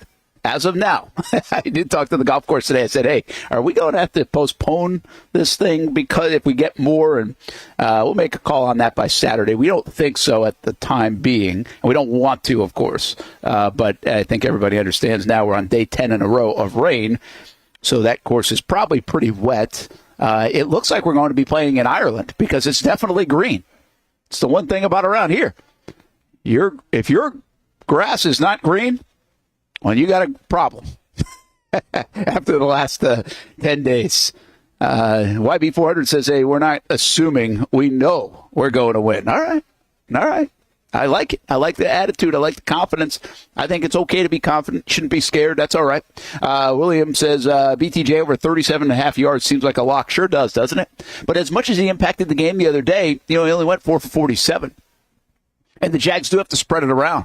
We talked about this earlier in the week. I thought Austin had a fantastic scenario. Do you want Kirk to get 100 yards and a touchdown, or Brian Thomas Jr. 100 yards and a touchdown? And I think you can argue it both ways. By the way, both of those receivers will be at String Sports Brewery tonight in Springfield for Jaguars All Access. You can come on out, be a part of the show. You can watch it live on Fox 30 and the Action Sports Jax 24/7 network. All right, a couple other things. I know so much NFL, so much Jags. That's what we do around here, and we appreciate you being a part of the show each and every day from 10 a.m. until 1 p.m. But I wanted a couple other things that are going on. Did you see, and Nick, you might be interested in this, as a Tennessee Vol fan, big college football fan, and you'll have the show with Hamby tomorrow, Stadium Pulse at 9 a.m. on the network right before our show, and then with Casey, the No Name Show, 10 a.m. until noon, talking betting lines and also college ball.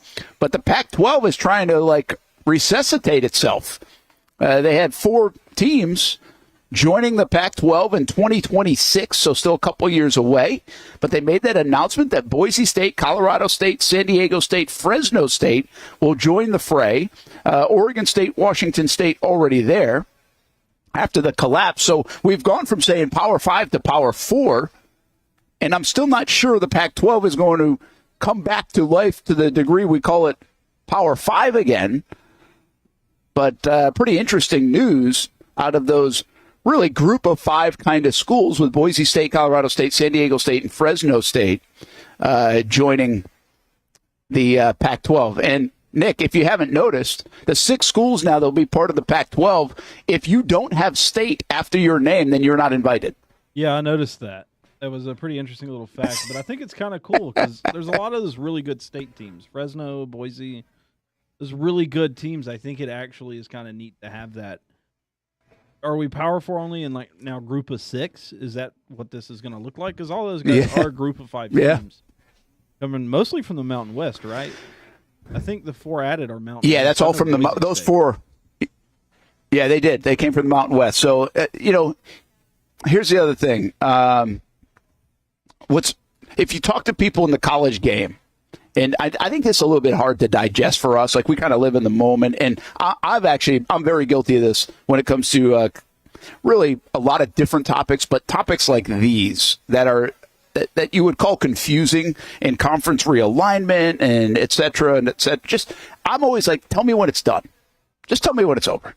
If I need to wake up in 2027 and you tell me now it's all neat and set and everything's different, that's fine. But before we get to that point, or 2027, 28, I would say when the stadium opens for the Jags in Jacksonville, the landscape of college sports will have changed so dramatically that if you actually did live under a rock and you went under that rock in 2018 or 2019 or maybe even 2021 or 22, you would not recognize it.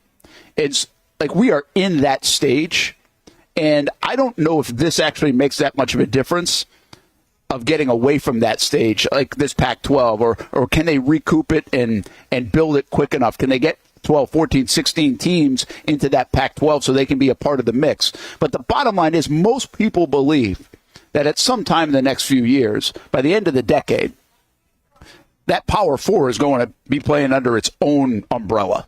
And again, maybe the Power 5 is able to join that party if Pac-12 can kind of grow itself quick enough.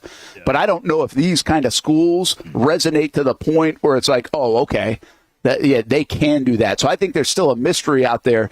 Right now, I would still say it's a Power 4 with the Big Ten, SEC, ACC, and Big 12. I think the Big 12 is an amazing story when you have conversations like this. We thought that was the conference that was dead at some times over the last 5 years. And they're the ones that recover nicely and now will be a part of this discussion and conversation of whatever this reimagined college football world and maybe even college sports world looks like by the end of the decade. That's happening, Nick. And I think it's really Like, I grew up in Rhode Island. I'm a college sports fan, but I'm not like this diehard root for my team tradition. It's got to be the way it was in 1980s. Like, I think that's actually been a big problem with college sports and especially college football, that you've had to kind of hang on to yesterday for so many of the traditional folks that put their arms around college football. They love the pageantry, the traditions, and I'm not saying that's wrong, but I think it's also prevented us from moving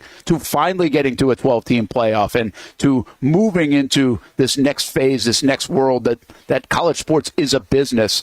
And that's what took us so long to get to here. But you're a guy that's like, you grew up rooted in this, in Tennessee, and rooting for it, and the traditions and everything else.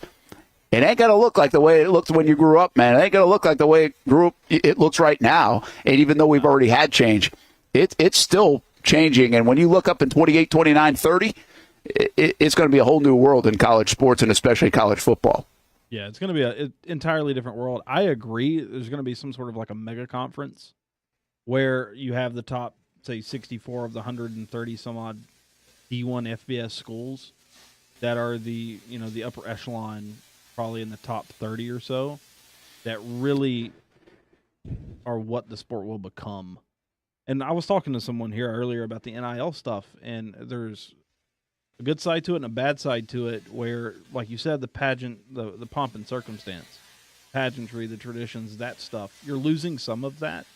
You're not losing all of it, so it's a best of both worlds, or glass half empty kind of thing, or half full, however you want to look at it. I am on the side of, I think it's a great thing for college athletics, for at least college football. Guys get paid if they don't pan out and go to the league. You can, and it's going to be, this is the issue, maybe where the NCAA can still have some authority, but they've got to act fast, is you kind of like cap the schools and what they can spend, where you don't have the Alabamas, the Georgias, the Tennessees, the Floridas, the whoever's spending $100 million, or, say just an absurd, maybe not $100 million, but an absurd amount on a roster, where you kind of have to cap it, because then even the bottom half of some Power 4 conferences are going to get just totally left behind. Yeah, all of that will have to be addressed and figured out. I mean, that's part of the equation. I just think that's why it's hard. That's why I say, tell me when it's over and tell me what it looks like. And there's one other element of this. Do you have the confidence, not you specifically, but do sports fans, do college fans have the confidence that the bodies and entities that muck this thing up for so long can actually get it right? I think that's a realistic curiosity, because who's making these calls? Are they doing it the correct way? And that's something, by the way, that's very difficult when you make these kind of changes, because you don't know you don't know the impact, the reverb, if you will, of how certain things go one way or another. So you've got to predict the future. But that's why you get paid the big bucks to do that if you're in those positions. And I just have a little less confidence in those folks. One, because it took so long to get here anyway. Their reluctancy to separate from the past or acknowledge big business or whatever. I mean, they've been forced into every move. And now some of this might just be the NCAA, and when you break away from that, you can have more autonomy and you get the right decision makers. But they've been forced into all these decisions. These are not decisions that they've made looking at the future and said, hey, this is the right way to pivot, to go, right? They're reactionary. Based on lawsuits and other things like NIL and transfer portal and the rest, where the power has necessarily shifted. So it's going to be interesting to watch. And then again, you got to also have confidence in presidents of schools who have been, in my opinion, not great, because they've really ceded a lot of power on college campuses to football coaches and their athletic programs because of the money. And then just other people from athletic directors. Like, we have a lot of high-powered people in college athletics making bad decisions, and still making a lot of money to make bad decisions. Like, that's a little bit bothersome when you have to make such a huge shift in the paradigm of college athletics over these next few years. But hopefully the right people in place can do it, and they craft a good plan going forward. Hey, one other thing before we take a break and get Sully in, because I know he's trying to get in. When we're not talking enough about Shohei Ohtani and baseball, and I know football dwarfs it right now, and we're in September where things get hot. Like, good game last night, Royals and Yankees felt kind of like a playoff game. There's a good race going on there. There's some teams still trying to get, like the Mets and the Braves. A lot of good stuff. But man, oh man, should we be talking more about Shohei Ohtani. He's about to go 50-50. I didn't think there was enough time for him to go 50-50 when he hit 40-40. He's about to do it. I mean, he's got I don't know what it is, 15, 16, 17 games left. He hit his 48th home run last night. I think he's got 47 stolen bases, or maybe I've got that backwards. He's going to do it. I mean, he's going to get the home runs. I thought the stolen bases would be harder, but now he's going to probably force the issue to get that because why not? You're chasing something that just hasn't been done and might not be done. It's amazing what Shohei Ohtani has done since coming to Major League Baseball. There's nothing short of amazing what he's done on the mound, at the plate. He's coming off Tommy John. He signs this huge contract. He has been everything everyone thought he could be. And so kudos to him. And even the Dodgers, who spent $700 million on him, and they're taking a player that they knew wasn't going to pitch. So he loses that element, which makes him also so dynamic and so valuable. But in this year, when he can only hit, look what he does. Which might actually make you think about, consider, like maybe you should just hit if he's going to go 50-50. But when you're throwing 102 miles an hour as well, if you're healthy, that's a nice asset to have with Shohei Ohtani. So just a quick thought on Shohei, because you're about to watch some more history in Major League Baseball. I'm a little disappointed in the few amount of races we have in Big League Baseball down the stretch of this season, but I think the playoffs could be really good at the end of the day. And big shout out to the AL Central, because they've got like every team other than the White Sox, who've been disastrously bad, but they have like every team in the mix to still make the postseason, even team like the Detroit Tigers. And they've got KC and Minnesota in the 2 and 3 spot of the wild card. Who saw that coming at the start of the year? I don't think many of us. And Detroit still could sneak in. I know the Red Sox are still battling. I think it's really tough for the Sox in Detroit, some 4 games back or 3.5 back with such few games to go. Might be a little insurmountable to catch the Minnesota Twins or the Kansas City Royals. All right, we take a break. Best Bet St. Augustine. One last break here. We'll put a bow on the show. We talk some high school football. I'll catch you up on some other news with the Jags, including Tyson Campbell going to injured reserve. Get you set for a Thursday night football game with the Dolphins and the Buffalo Bills. And then don't forget, 1 o'clock today, we have a new show starting up called The Locker Room. Right after this show on the Action Sports Jax 24/7 network, you will get a half hour of Jags Locker Room that we compiled yesterday. And so you won't miss any of the questions or the answers. Hopefully you can join us for that show coming up at 1 o'clock. We'll take a time out. Best Bet St. Augustine, the place to be today for us. Always good to be down here on a Thursday. And String Sports Brewery tonight will be there for Jaguars All Access. Hopefully you can too. Live on Fox 30 or see us in Springfield. It will be Brian Thomas Jr. and Christian Kirk as our guests. New to town or always been in town? Everyone is always looking for a good pizza place. Our place is Donato's Pizza.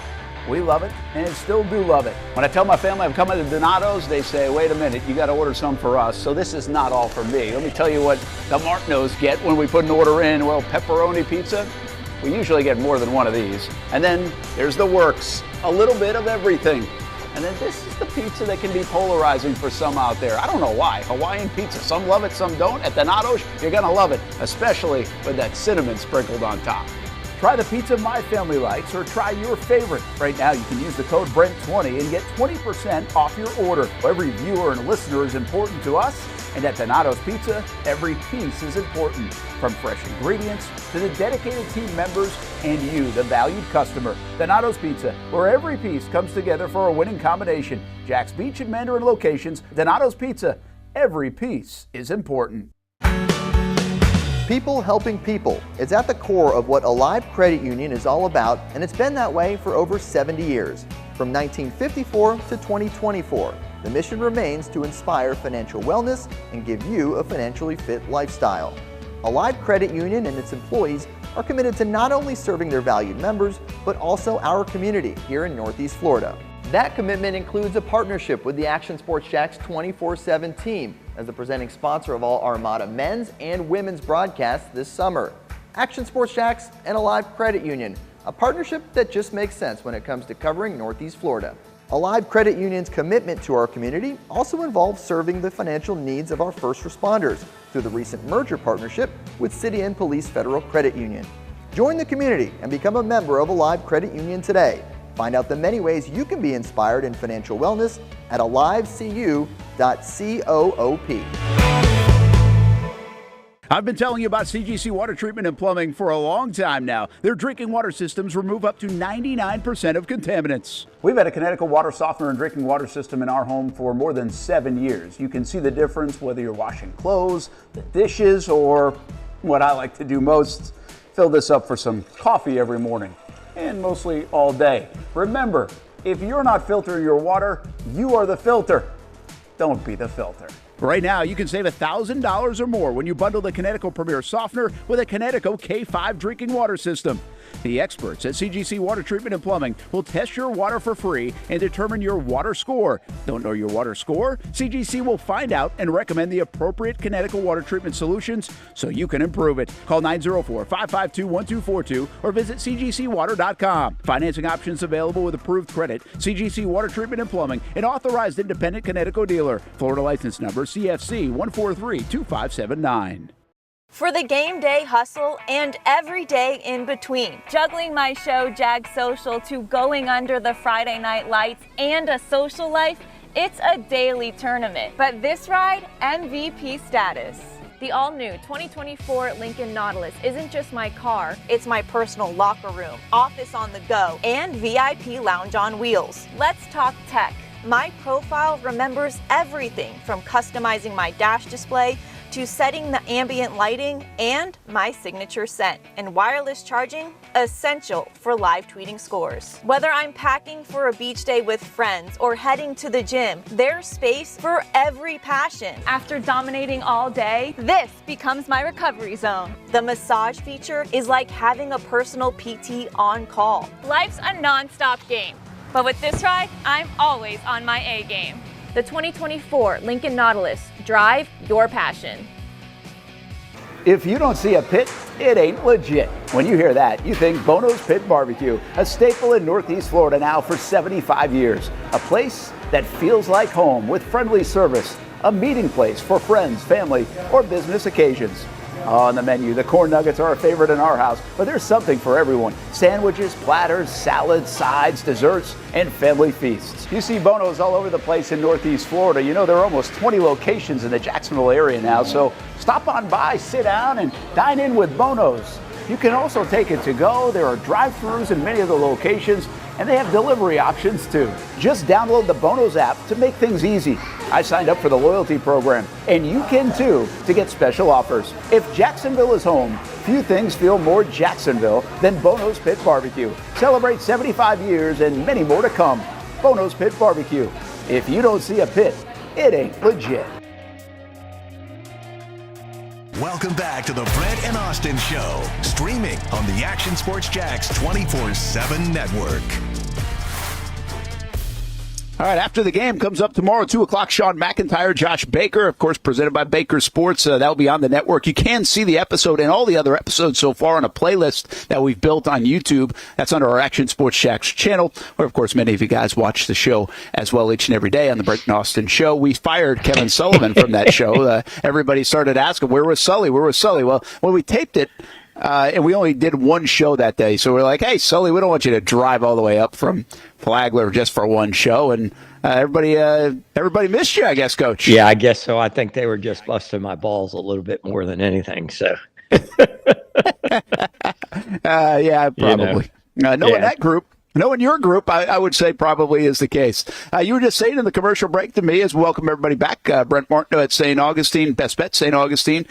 Coach actually isn't too far from us here, but good slate of games this week. And what are we at now? Week 4? Week 4 of the high school season? Yeah, week 4. Yes. You like these games? Yeah, I think there's some really good games. I mean, there's a couple interesting things. Rebold at Westside. Westside's lost 20 in a row, 22 of the last 23. And Atlantic Coast at Sandalwood. Sandalwood's lost 13 in a row, 15 of the last 16. So those are some games off the radar. But the radar games, of course, Bartram Creekside, I think, always plays going to be a good game. Creekside's been a little down. got the offense going last week, and Spruce Creek still came up with the loss. So they've got to get back on track. I find Beachside at PV interesting. First time Beachside district game for them, independent the last 2 years as they get going. Coach W, they score a lot of points. PV pretty strong defensively, so that should be a really good football game. PV's got a big couple wins the last couple weeks, back on track. And then the two big private school games, Bowls at Bishop Kenny, which has been good the last 2 years, and then Episcopal at Providence. Should be pretty good football games right there. And then the Brain Bowl, Stanton at Paxson. All right. That's always good. Paxson playing well. A lot of good things going on there. And then the biggest one of the night is two state-ranked contenders, Mandarin at Bradford. Should be a really, really good one. Yeah, that's, again, the big story there is Tramel Jones out, but they are still a high-powered machine at Mandarin going against that Bradford defense. Should be a lot of fun to watch that game. We'll have our cameras at that one. You mentioned Creekside Bartram. We'll have our cameras there. Our game of the week is Episcopal and Providence, so we will be there. And on a Friday night Zone Blitz, we'll be peeking into those games live throughout the course of the evening, and while those games are going on, that's what we do. It's really kind of a fun deal. If you can't be at any of those games or you're staying inside because it's wet, well, you can still see them. And meanwhile, Bowls and Bishop Kenny won our vote last night to finish the vote off for the week. So Bowls and Bishop Kenny will be another game we'll be able to show. Remember a couple of years ago, Coach, we had that Bowls Bishop Kenny, that thriller on where BK, I think, beat them for the first time in like 30-something years, and we were doing that on social media and up on the radio side, and we had that game live, and that's actually the example of what we're doing on the Friday Night Zone Blitz, because we had like over 100 people on just Twitter alone at the time watching that game that we were peeking in on. So that's kind of what we're trying to create with some of these games. That was a good finish. Remember, we gave Coach Krause a hard time because he ran the fake punt from midfield, up by 2 or 1 at the time. But then, unfortunately, they stopped him, got the turnover a couple plays later, went down and scored. So we gave him a hard time with it. But, yeah, that sort of sparked us what we're doing. And now you've taken it to a new level, and I'm just riding coattails and enjoying it. Yeah, well, we'll have some fun with it tomorrow night. Those are some good games you talked about. And, what do you expect out of Mandarin Bradford? Will the quarterback situation take some time? Will it? Are they just too talented for that to impact them like it could impact other teams? How do you feel about it? I think their ability to run the football has been good. The young man got a game under his belt, the quarterback, true freshman, starting at Mandarin for the injured Tramel Jones. And I really think Bradford defensively, this will be a really, really big test for them, because Mandarin not only goes Bradford, then they go IMG next week. And so he's got his feet in the fire. He doesn't, as a young quarterback, you don't have to win the game. You just got to manage the game and do what you're coached to do, and not try to put too much pressure and everything on yourself, and let the playmakers around you, and they have playmakers on offense, let them do their thing, and you just manage the game. Both teams are good defensively, so that should be a really good, interesting matchup with both these teams. And again, you've got a big school power and a small school power. Mandarin roll out all their guys with that. Their freshman class is as big as Bradford's whole school, at Mandarin. So it's really interesting. It's a really good football game. And I commend both coaches for wanting to play this game. Yeah. What about Mainland Reigns? I mean, those are traditional powers, but did I hear correctly that Mainland's lost quite a bit from last season? Yeah, they've graduated a lot of kids. They're 0-3 right now. They lost last week 7-2 to Flagler Palm Coast. They haven't been really getting anything going offensively. They've struggled to score points, salty on defense as they have been each week. But they just really haven't getting going. So you've got a whole change of coaching staff. A bunch of guys graduated off the state championship team starting 0-3, and back to the wall. And Reigns is doing a really nice job. They've got the expectation, as well as St. Augustine and Mandarin does in our area, and they've lived up to that expectation. Yeah, 7-2. By the way, when I saw that score, I was like, "Did somebody forfeit? Is that a forfeit score?" I think that's 2-0, right? The funny thing with that was they moved the game to Thursday because of the rain. moved it back to Friday because of the rain, and then ended up playing Saturday morning at 10 a.m. That mainland FPC game. And that's hard on everybody. I don't care, especially the visiting team. Yeah, I get you. Reigns, by the way, I think is being a little bit overlooked right now. I think they're really, really, really good. So we would expect that to be a win for the guys from the graveyard and the Reigns Vikings. The other, Bartram Creekside now is always a good one, and that place will be packed. Creekside had it last week against Spruce Creek. They fumbled the kickoff with under 5 minutes to go, up a point. They maybe could have ran the thing out if they hold on to the ball. It's really wild. We had Mac in because of after the game. We were talking to him a little bit, and I said to him, like, man, your special teams is usually so good.